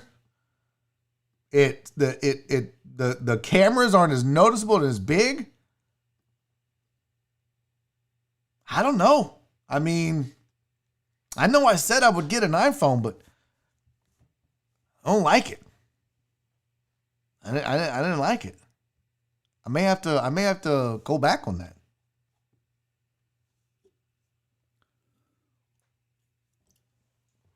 I'm gonna go to the store and I'm gonna hold both of them because my wife really wants me to get an iPhone, and I really want to get an iPhone because I want an iWatch. I really like their watches better than Samsung's, but phone I use more. I don't know. We'll have to see. So there's the new iPhone. If you missed it today, because Apple was releasing all the info for it, and there's the latest. It's $1,000 if you want the Big Daddy. It's what was it, $700 if you wanted the regular iPhone 12. $100 more. What is it doing for $100 more? How much better is it? Well, it's 5G. Okay. That's it. I mean, the processor's better. I don't know. I don't know if I could justify it. That's a lot. What is this? What the fuck did I do this? Oh, this was pretty interesting. So this was the top places to live in America. Are you guys ready for this? I'm going to have to share my screen again. Because I don't just want to read these to you. Well, I guess I can. It's really, let me read you the factors that this was based off of. So Market Watch, which is a website, came up with an idea of where's the best place to live in America in 2020. Now, see, normally you would be like, oh, New York, San Diego, right, Brandon, or LA, or wherever, not Chicago, because fuck that pizza. But they had the criteria was a little different this time. All right, the criteria says, what if you want to work remotely and live anywhere? What if what about cost of living? So what they said is right now, millions of people are reevaluating where they want to live. If you're one of them, this list is for you. We analyzed more than 1,000 small to medium-sized cities on factors like safety, affordability, economic stability, outdoor recreation, accessibility, and community engagement. This year's list was also informed by a new metric, an opportunity score. So we use that to determine each city's landscape of opportunity, including variables like job numbers, broadband internet access, and economic resilience and growth. So, all that said, here's where they had it. Number 1 on the list, Fort Collins, Colorado, population of 170,000. Number 2 on the list, Ann Arbor, Michigan. Huh? Really? I'll pull it up. Let me pop this out here. Boop. No, that sounded weird. Share my screen. So number 2 on the list, Ann Arbor, Michigan, population 119,000. So there's Fort Collins, Colorado. Nora would never live there, by the way. Nora's never going to go to Fort Collins, Colorado because it's too cold. Nora won't go anywhere it's cold. She is definitely Hispanic. She's like, nope, if it gets below 70, I'm out. Ann Arbor, Michigan is number 2. Madison, Wisconsin, number 3. Well, Joe Blank will be happy to hear that. Population 259,680. Number 4 on the list, Portland, Maine. Now that is beautiful. If you look at that, that's pretty. That looks nice. Population 66,000. Man, I'm so down for that. I am so down for small town living right now. I can do this show from anywhere. I could do Barry on Deck in Portland, Maine. But I wouldn't have to fight fucking traffic. I wouldn't have to, if I want to go get something, I don't have to, you know, it's just, I don't know. That looks so nice. God, I would love to live there. What is this? Ann Arbor is pretty, but fuck TTUN. What does that mean? I don't understand. What is TTUN? Jen, what does that mean? All right, number 5 on the list, Rochester, Minnesota. Okay. Number 6 on the list, Asheville, North Carolina, 92,870 people. This would be Nora. Doesn't get too hot. Still got that southern charm. A little bit of racism mixed in. Asheville, North Carolina, number 6 on the list. Number 7 on the list, Overland Park, Kansas. I'm out. I don't want to live anywhere in Kansas. Great state to visit. Wouldn't want to live there. Number 8, Fargo, North Dakota. Too far north, too cold. Population 125. Durham, North Carolina. Population 278,000, almost 279,000. Okay. Number 10, Sioux Falls, South Dakota.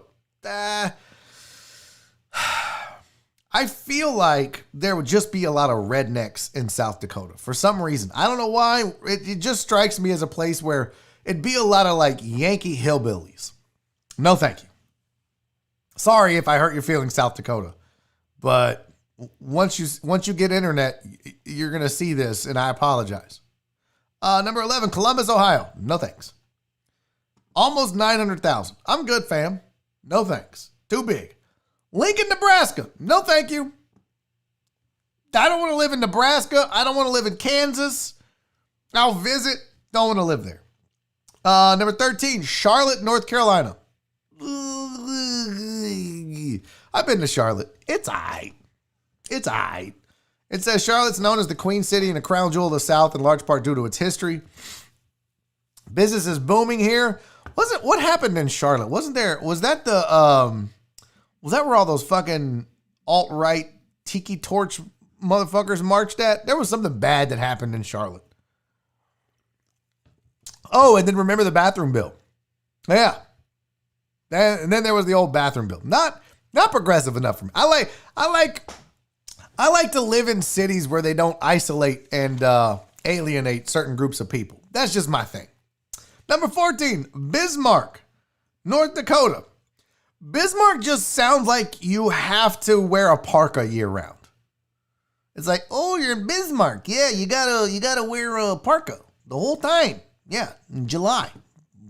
Parka. People are flocking to Bismarck. Okay, settle down, folks. The capital of North Dakota, thanks to its low cost of living, low unemployment rate, and low expectations. Oh, I mean, family-friendly amenities. No ma'am said, we need a scale of 1 to 10 based on safety if your skin has melanin.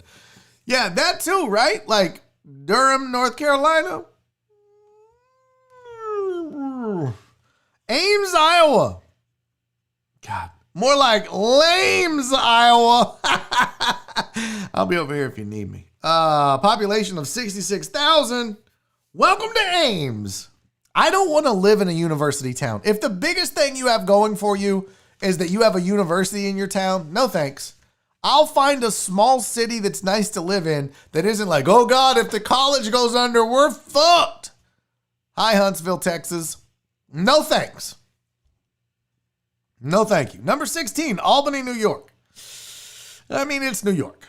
There's a reason. There's a reason why Frank Sinatra didn't sing his famous tune about making it in Albany. It's because it's way easier to earn a living here. Okay. Number 17, Lawrence, Kansas. No, thank you. Number 18, Salt Lake City. Remember when we mentioned melanin? Well, no, ma'am.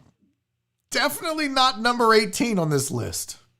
Like, everything in Salt Lake City is white. The snow, the clouds, the sky, the buildings, the people, the cars. Yeah.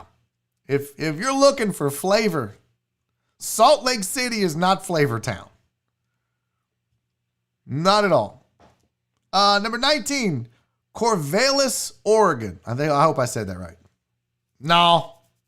Although Oregon is beautiful. Oregon is a beautiful state. They do some weird shit like the tax thing. I don't know how it works. Like out-of-towners don't pay tax or some shit. I don't know. It's weird. But it is a college town, so that might rule that out. Iowa City, Iowa. I'm just not a big I don't like the Midwest. I want to live East Coast, West Coast, the South, or Canada. I don't want to live in the Midwest. That doesn't seem like a good place for me. Iowa City, the original capital of the state and home of the University of Iowa, is fun, smart, and easy to live in. It's like anytime somebody describes something as fun, you know it's probably stupid. I mean, I feel like if you're like, it's fun and funky, it's fucking stupid. Trey Crow said they need to make a list of where us minorities should move. Canada. Like, bro, it's bad right now. America, I love this country, but we are not doing well. We have got to get better. We have to treat all of our people better. So you might get more love in Canada or, somewhere else. True. That's just fact. So yeah, Iowa City's number 20. I'm out. I think of all these places, Oregon or where was it?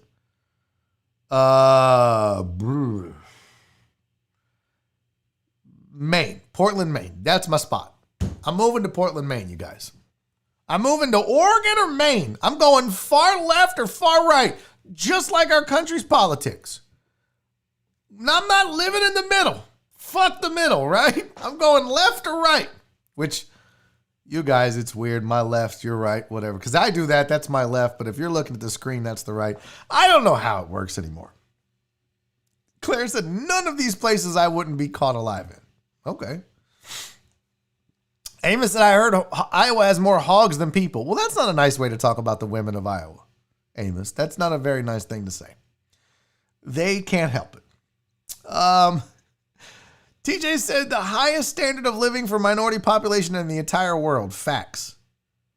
You talking about here? In America? Because, TJ, the problem that I have with that statement is that you say minority population, but depending on where you live, black people aren't the minority. Hispanics aren't the minority.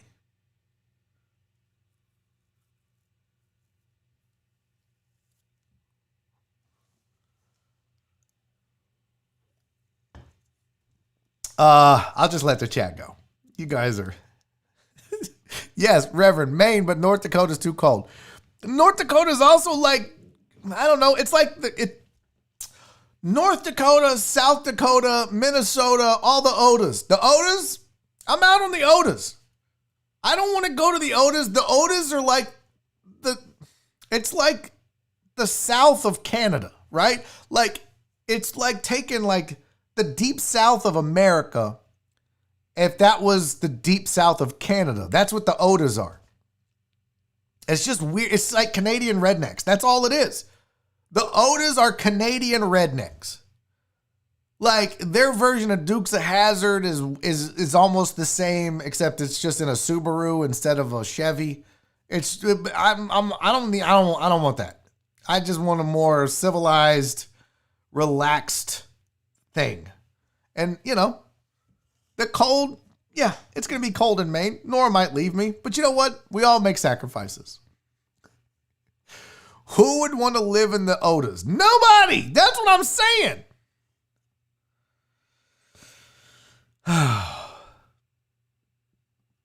Mark Gropey said, fun fact, the tip of Maine is the closest part of the U.S. to Africa. Okay. Interesting.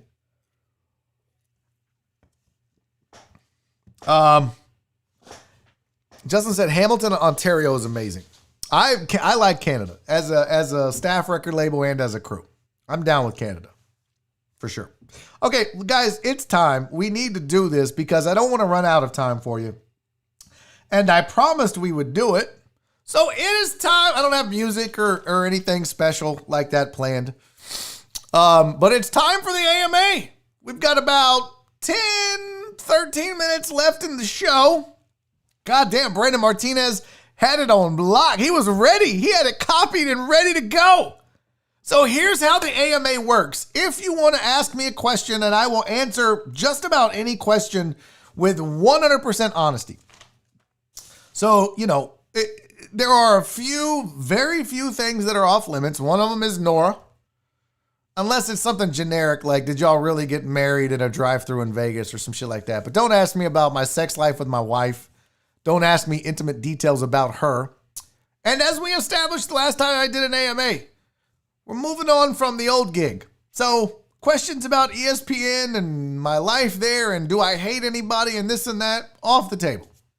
We don't need to discuss that anymore. This is about being a stand-up comic, being on TV, being on radio in general, not about specifically the people there. If you have questions about my former life and technology, one of the many jobs I've had, whatever, ask away on that. But that's the only rules. All you got to do, though, is just make sure your chat comment, you put hashtag A.M.A, just like you see on your screen. You don't need the little chevrons or the arrows. That's fine. But just like Brandon Martinez did, I'll put his on the screen right there. You see the, oops, wrong one. You see he put hashtag A.M.A before he asked the question. So that's what I need you to do. And then I will answer it. Now, I don't preview these. I don't screen them. I don't read them ahead of time and then decide I'm going to answer, I'm not going to answer. As I see it, you're seeing it. As I read it out loud, you and I are both hearing the question at the same time, and then I answer it. That's how it goes. So here we go. Number 1, Brandon Martinez, AMA. When you unlocked Nick's phone live on air, was that his real password or was it just a skit? First of all, don't say skit. Say bit or sketch. Skit is like nails on a chalkboard to a comedian. No, it was not a sketch. No, it was not a bit. No, it was not planned. Yes, it was 1,000% real. When that whole thing happened with Nick, it was all real and just happened to get lucky. But yeah, that was one of those moments in radio where you don't plan it and a little magic happens. And we seem to get those on occasion with the usual suspects. But it was 100% real, unplanned, in the moment.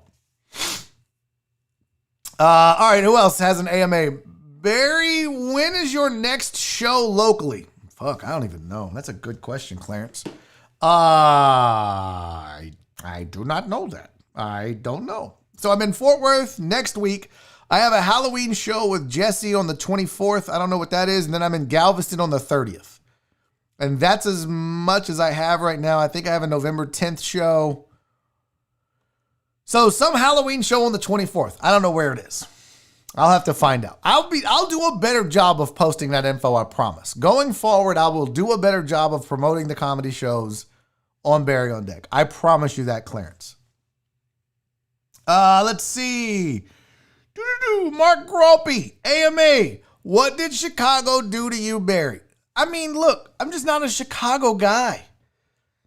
It's not that they did anything. It's an ugly city. It looks, people, like it's just, I don't know. I don't give a shit about Chicago, but don't sit there and pump up things like Chicago style pizza when I've had it and it tasted like a foot. Like it was just gross. I didn't like it. What should I like about Chicago? The Cubs and the White Sox? Fuck them.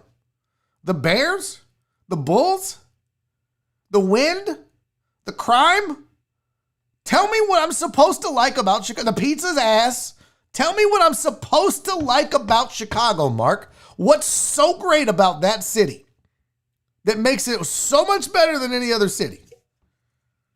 Never going to get any fans for Barry on Deck from Chicago now, but just keeping it honest. There's a lot of other cities. We don't need Chicago. I'm sorry. Matt Boucher with the AMA. Worst job you ever had?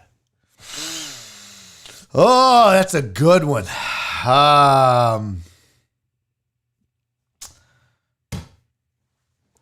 The worst job I ever had.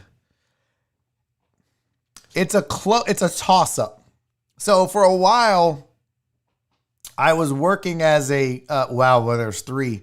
I can only pick one. All right, I'm just going to settle on one. I won't give you all 3. I'll save you the boring details. Probably selling timeshares.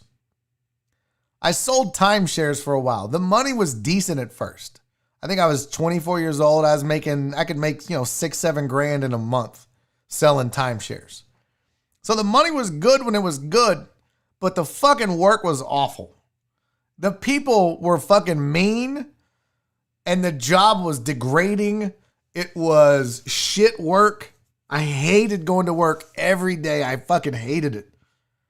I hated that job, I think, more than any other job I've ever had in my life. And I sold cars. I was a fucking carpenter and a make-ready guy for apartments. I was a fucking handyman for an apartment complex. I sold shoes at Journeys. And the job I hated, real estate I didn't like, but I hated timeshares the most. I'm ripping people off. They were assholes. All they wanted was their free gift. It was just a shit. It was just bad. I just fucking hated it the most. So that was my worst job ever. Timeshare salesman. Alex Villanueva, has anyone who knows you're a comedian ever walked up to you and said, "Make me laugh"? Yes. Several people have. And my answer usually is, I'm not at work. Like, you don't do your job outside of work usually. If you were a mechanic, if you came over to my house, I wouldn't be like, "Hey, go change my oil." If you're a doctor, I'm like, "Hey, will you look at this lump on my butt? I don't know what this thing is on my ass. Will you take a look?" So as a comic, don't go up to a fucking comedian and be like, "Oh, you're a comedian? Tell me a joke." Because I swear to you, I can't tell you how many times I'll be like, "Nah, I'm not going to do that." What I really want to say is, go fuck yourself. But I have enough class in public to not say that. But every comedian that you've ever said that to hates your fucking guts. Not you, Alex. I'm just speaking in general terms. This is a PSA for all comics. If you meet a stand-up comic, never say to him, "Tell me a joke." No, he or she fucking hates you now. Hates you. They hope you fall down and bust your face open. Like, seriously, go fuck yourself. It's annoying. Oh my God, it's so, rarely is there any other job that you would do that to. You're going to see an accountant be like, "Oh, you're an accountant? Here, do my taxes." Fuck off. I'm not going to tell you a joke. Brandon Hannon, he did it wrong, but whatever. Did you or did you not shut off the lights on Joel in the bathroom? Oh yeah, we did that. I did that to him before. He did that to me too. Yeah, we've done that to each other. For sure. The Reverend A.M.A, did you eat that salad from the fridge? No, I did not. I left the fucking salad in the fridge. Fact. 100% fact. I told you I wasn't going to eat it. It's just, I took workout clothes. You know how many times I worked out, Rev? None. I'm not fucking working out. But I take it because I'm like, if there is a moment of inspiration, if for one fleeting moment my fat ass is like, "You know what? Fuck these chins. I'm going to eat that salad and go run." It's all there. Just doesn't usually happen. I'm like, well, I'll just lay in bed and work on show stuff. That's what I do. I sat at the desk or I laid in bed in the hotel room and worked on stuff and then hung out with Dusty after the show and smoked cigars and talked comedy. That was the whole week. That's such a good question though, Chris. Really. Justin Kelm, A.M.A, are you ready for more shows besides BOD? What do you mean? I'm going to need you to clarify that, Justin. Do you mean like, am I ready to do another show like Food of Ages with Liebeshock or start another show that would come on besides doing Barry on Deck 5 days a week? Just clarify for me, and I'm happy to answer. I don't know what you mean, though, by that. Francisco said, "What is your top 3 guest wish list for Barry on Deck?" Ooh. I mean, if we're going like anybody, like I can just name Bill Burr. Love Bill Burr. Love Bill Burr. Bill Burr, either Bun B or Scarface or Ice Cube. I'll take one of the 3. Bill Burr and Jessica Alba, just because I'd be like, "You're so pretty. You're so pretty. How'd you get so pretty? Was your mom and daddy, when they made you, was they like, she's gonna be pretty? Like, I wouldn't say anything. I'd just be like, you're hot. You're pretty. I don't know what to ask you. I don't know. I don't know. I don't know what the third one would be. It wouldn't be Jessica Alba. That would be the worst interview ever. It really would. It would be the worst. I'd be like, why'd you do porn? I don't know. I don't know what the third one would be. I don't know. Maybe somebody like Trevor Bauer, I think would be a good interview. I think that would be fun. I'd fuck with him. I really would. Put Trevor Bauer on there. So we'll go Bill Burr, Ice Cube, Trevor Bauer. There's your top three. That would work for me. I would be thrilled with that guest list for a week. Jasper Stanley said, ask me anything, Barry. How did you get so handsome? Genetics. You stop it. You stop it. Get out of here. Yes. I know you're fucking with me. I don't appreciate it. I'm an ugly human being, and I've accepted that. I really need to get this deviated septum fixed. I cannot breathe out of my face. Listen, it's not happening. Great. Not great. Got to get this thing fixed. I have no insurance, though. I was telling Nora, if I get COVID, I'm fucked. I have no insurance. If I get, shout out Gal Media, I have no job, no insurance in a pandemic. Sweet. If I get COVID, I'm probably going to die. And now I'm out on the road doing comedy. People all around, God damn it. Listen, guys, if I get COVID, it was nice knowing you all. Thanks for the support. I'm fucked.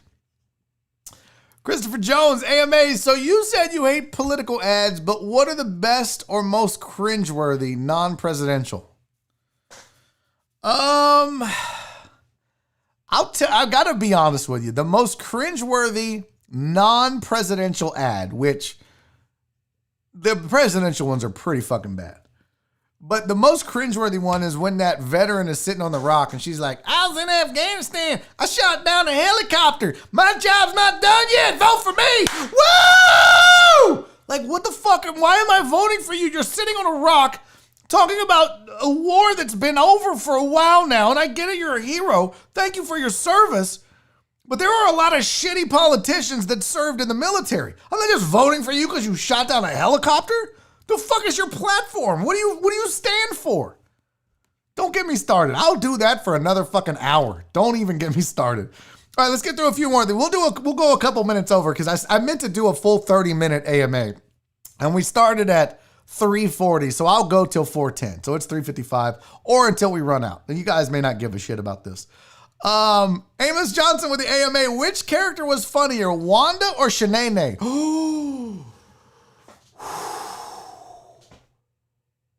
Wow. Amos. That's like asking somebody who their favorite kid is. Jeez. Who was funnier, Wanda or Shanae? Wow. I would, if I have to pick,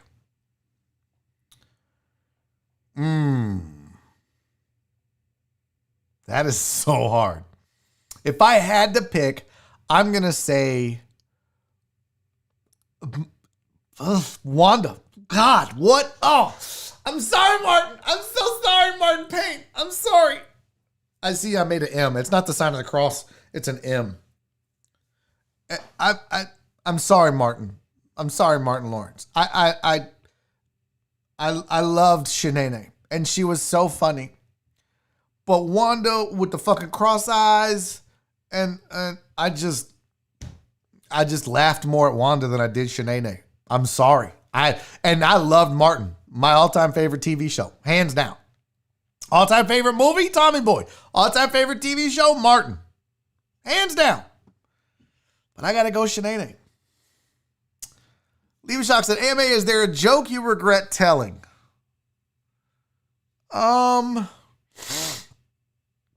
No, I don't think so. I mean, there's times where you bomb where you're like, I shouldn't have done that joke tonight. But I don't think I've ever said anything on stage that I've 100% regretted. Like, oh, I said something racist or sexist or, whatever. No, I don't think so. I mean, I regret telling that guy to suck his son's dick, but the moment got the best of me, and fuck that guy. They should have shut the fuck up, and I wouldn't have had to say that. But yeah. Brandon Martinez, A.M.A. Barry, how can you judge those pizza pictures just off the toppings they showed you and not the ones you would want on your own pizza? What? How can I judge pizza based on how it looks? Seriously? Look at it. All you gotta do is look at the pizzas and you're like, what is this bougie bullshit? That doesn't look like a fucking pizza. It's like Shock said. One of those looked like a lasagna. The other one looked like soup. How can I judge based off the picture? Because the fucking picture looks like it tastes like shit. All right. Is that it? Are we, I think that might, I don't see any more. I don't see any more pizzas or questions. I guess that's it. All right. Well, we're done then. It looks like that's it. I'm looking through the chat. I saw Nora's name. Probably not the best idea. Here we go. A.M.A., what's the longest you held a job and what job was it? Marty Z wants to know that. Longest I held a job? That was probably with Cisco Foods, maybe. I mean, I was in IT from 98 until I did full-time radio 3-4 years ago. So 98 to 2016-ish. So 18 years I was in IT, and I went from, I moved up. Anytime I changed jobs in IT, it was a move up. There was more money and a better position, like moving up the corporate ladder as well. So I still consider that, though, a job. Like, if you sell real estate and you sell for Keller Williams and then you sell for Remax, you still sell real estate. So for me, IT was a job I did for, 18 years. So probably that. Well, definitely that. Louisa Lay, A.M.A., were you a comedian before you met Nora? How did she take your career choice? No, I was not a comedian before I met Nora. And she's like a little weirded out. She wants to be supportive, and I love her for that, but she doesn't understand it. I think if I would have been a comedian when I met her, it would have been different. It would have been easier for her to process, oh, so you're just not going to make a lot of money forever. And now she's like, well, I see the potential. And she doesn't say this. She just says, I love you. Go follow your dreams. But I know she's processing it going, Jesus Christ. At one point, this man was making $100 an hour. We had more money than we could spend when he was in IT. What the fuck is he doing? I'm just happier. Just so much happier. And, she didn't plan on it. And I feel bad, but I'm like, I'm not going to oppress my dreams when I have the ability to chase it now. Might as well, right? And she wouldn't ask me to. The Reverend, worst interaction. Tell me a joke, or here's a joke you can use. Definitely here's a joke you can use. That's like going to Tiger and saying, if in your backswing, as you take the club head away from the ball, have you thought about going more vertical and less horizontal when you do that? Tiger Woods would be like, fuck you. I'm not the Tiger Woods of comedy, but I am a professional and I get paid to tell jokes. So to come up and be like, hey, here's something that you can use, you're basically saying, I don't know what the fuck I'm doing. That's way more irritating and upsetting than tell me a joke, for sure. For me, and I'm not speaking for every comic. I'm saying for me, don't tell me I can use this on my show. I can use this on my in my set or my skits. I bet you're gonna put this in your little skit. Like if something funny happens and you're around the comic, we don't just like, oh my God, I'm putting this on the stage. That's not what that means. It's not my family. It took them a while to get used to that. Once I started doing comedy, every time I would do something, they'd be like, you're gonna do this on stage, aren't you? And I'd be like, no. This isn't that goddamn funny. Or I would be, in a moment and making them laugh. And they'd be like, you got to do this on stage. And I'm like, that's not how this works. What I do around other people, you know, in whatever situation doesn't necessarily translate to the stage. That's not how that works. Okay, is that it? I think that's it. A.M.A, speaking of Bill Burr, what's the most risque thing you'd use in your act? What do you mean? The most risque thing you'd use? I mean, I say pussy. I'm not humping the stool or none of that shit. But I don't know what that means really, to be honest with you. A.M.A, would Jessica Alba be the first time you got wood on the air? Yeah. Oh, yeah. Oh, yeah. Yeah. All right, all I'm looking for is AMAs, by the way. I'm not reading anything else you guys put. We have 7 minutes left, or if I don't see any more AMAs. So totally up to you guys. Here's an AMA from Marty. What's the longest you held a... What? Did we do that again? What's the longest you held a job, and what was it? Oh, yeah, we already did that. I think that's it. You guys have no more questions for me. Here we go. Oh, yeah, you guys are putting them again? Are we... Really? You're doubling up? AMA, what made you quit IT? I was let go. And I had the opportunity in between jobs to go full-time in radio. And that's when I was like, well... I got to go for this. And it was a third of the pay, but it was, you know, way more fun, way less stress, way more what I always felt like I wanted to do my entire life, entertain people. And I felt like this was an opportunity. It allowed me to do comedy. It allowed me to do radio, earn a little scratch at the same time. No, it wasn't IT money, but I got laid off from Halliburton. I was a project manager. And I mean, there's a lot of details about that'll probably bore the shit out of you guys. But basically, Halliburton was merging with, I think it was BP. No, who was it with? They were doing a merger. I forget who it was with now. And they had to divest. The government was like, well, you can't do all this stuff because it's a monopoly. So you have to divest some of your stuff. Some of the things you do, you have to divest it out into its own company. So Halliburton was like, well, we got to do a merger. We got to do divestitures. We have to do all these things. So they basically started picking their A teams for everything. And I was picked for the A team. And they were like, okay, you're an infrastructure guy. You're a project manager. You're one of our best project managers. We want you to co-lead the divestitures. And so they tabbed me for that. And they took some of my other coworkers and tabbed them for those other things. And then the government, about 2 years into this whole process, said, you know what? We're not going to let this happen. Well, by that time, Halliburton was running lean and mean, and oil was in trouble a bit. And they basically looked up and said, well, we got all these people that were doing these mergers and divestitures, and we've basically figured out how to run without them in the corporate world. So they looked at a lot of us and said, we're just going to have to let you go.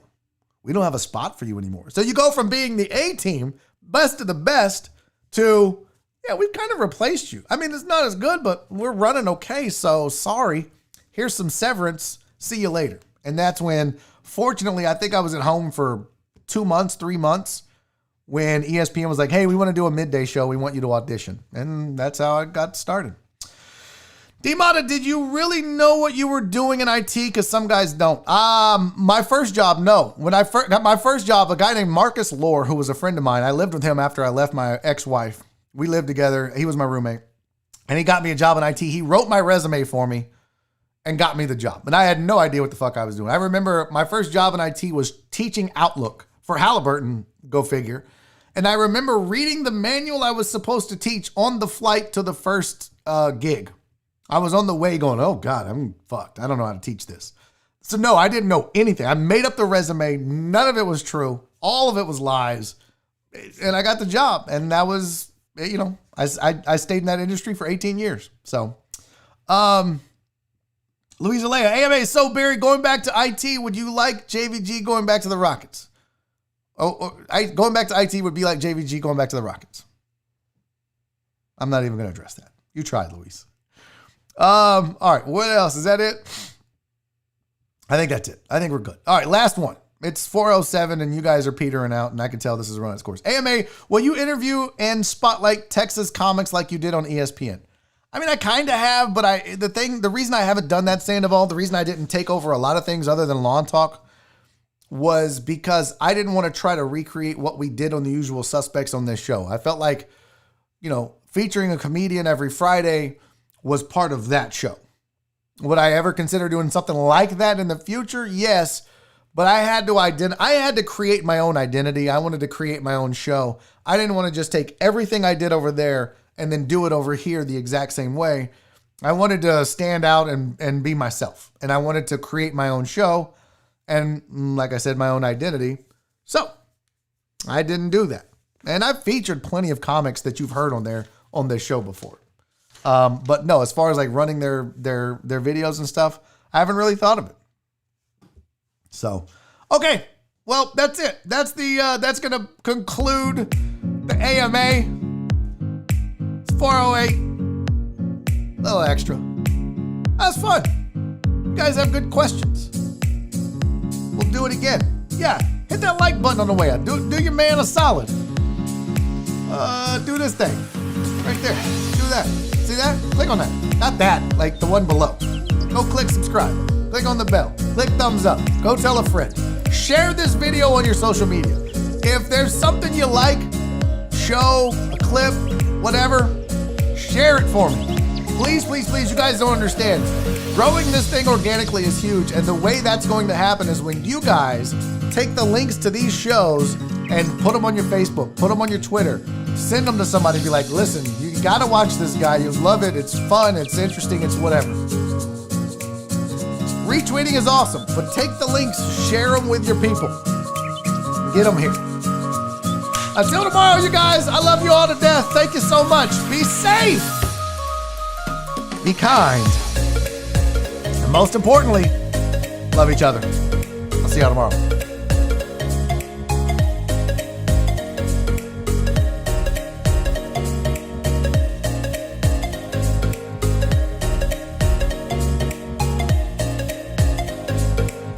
Daddy's making a YouTube video!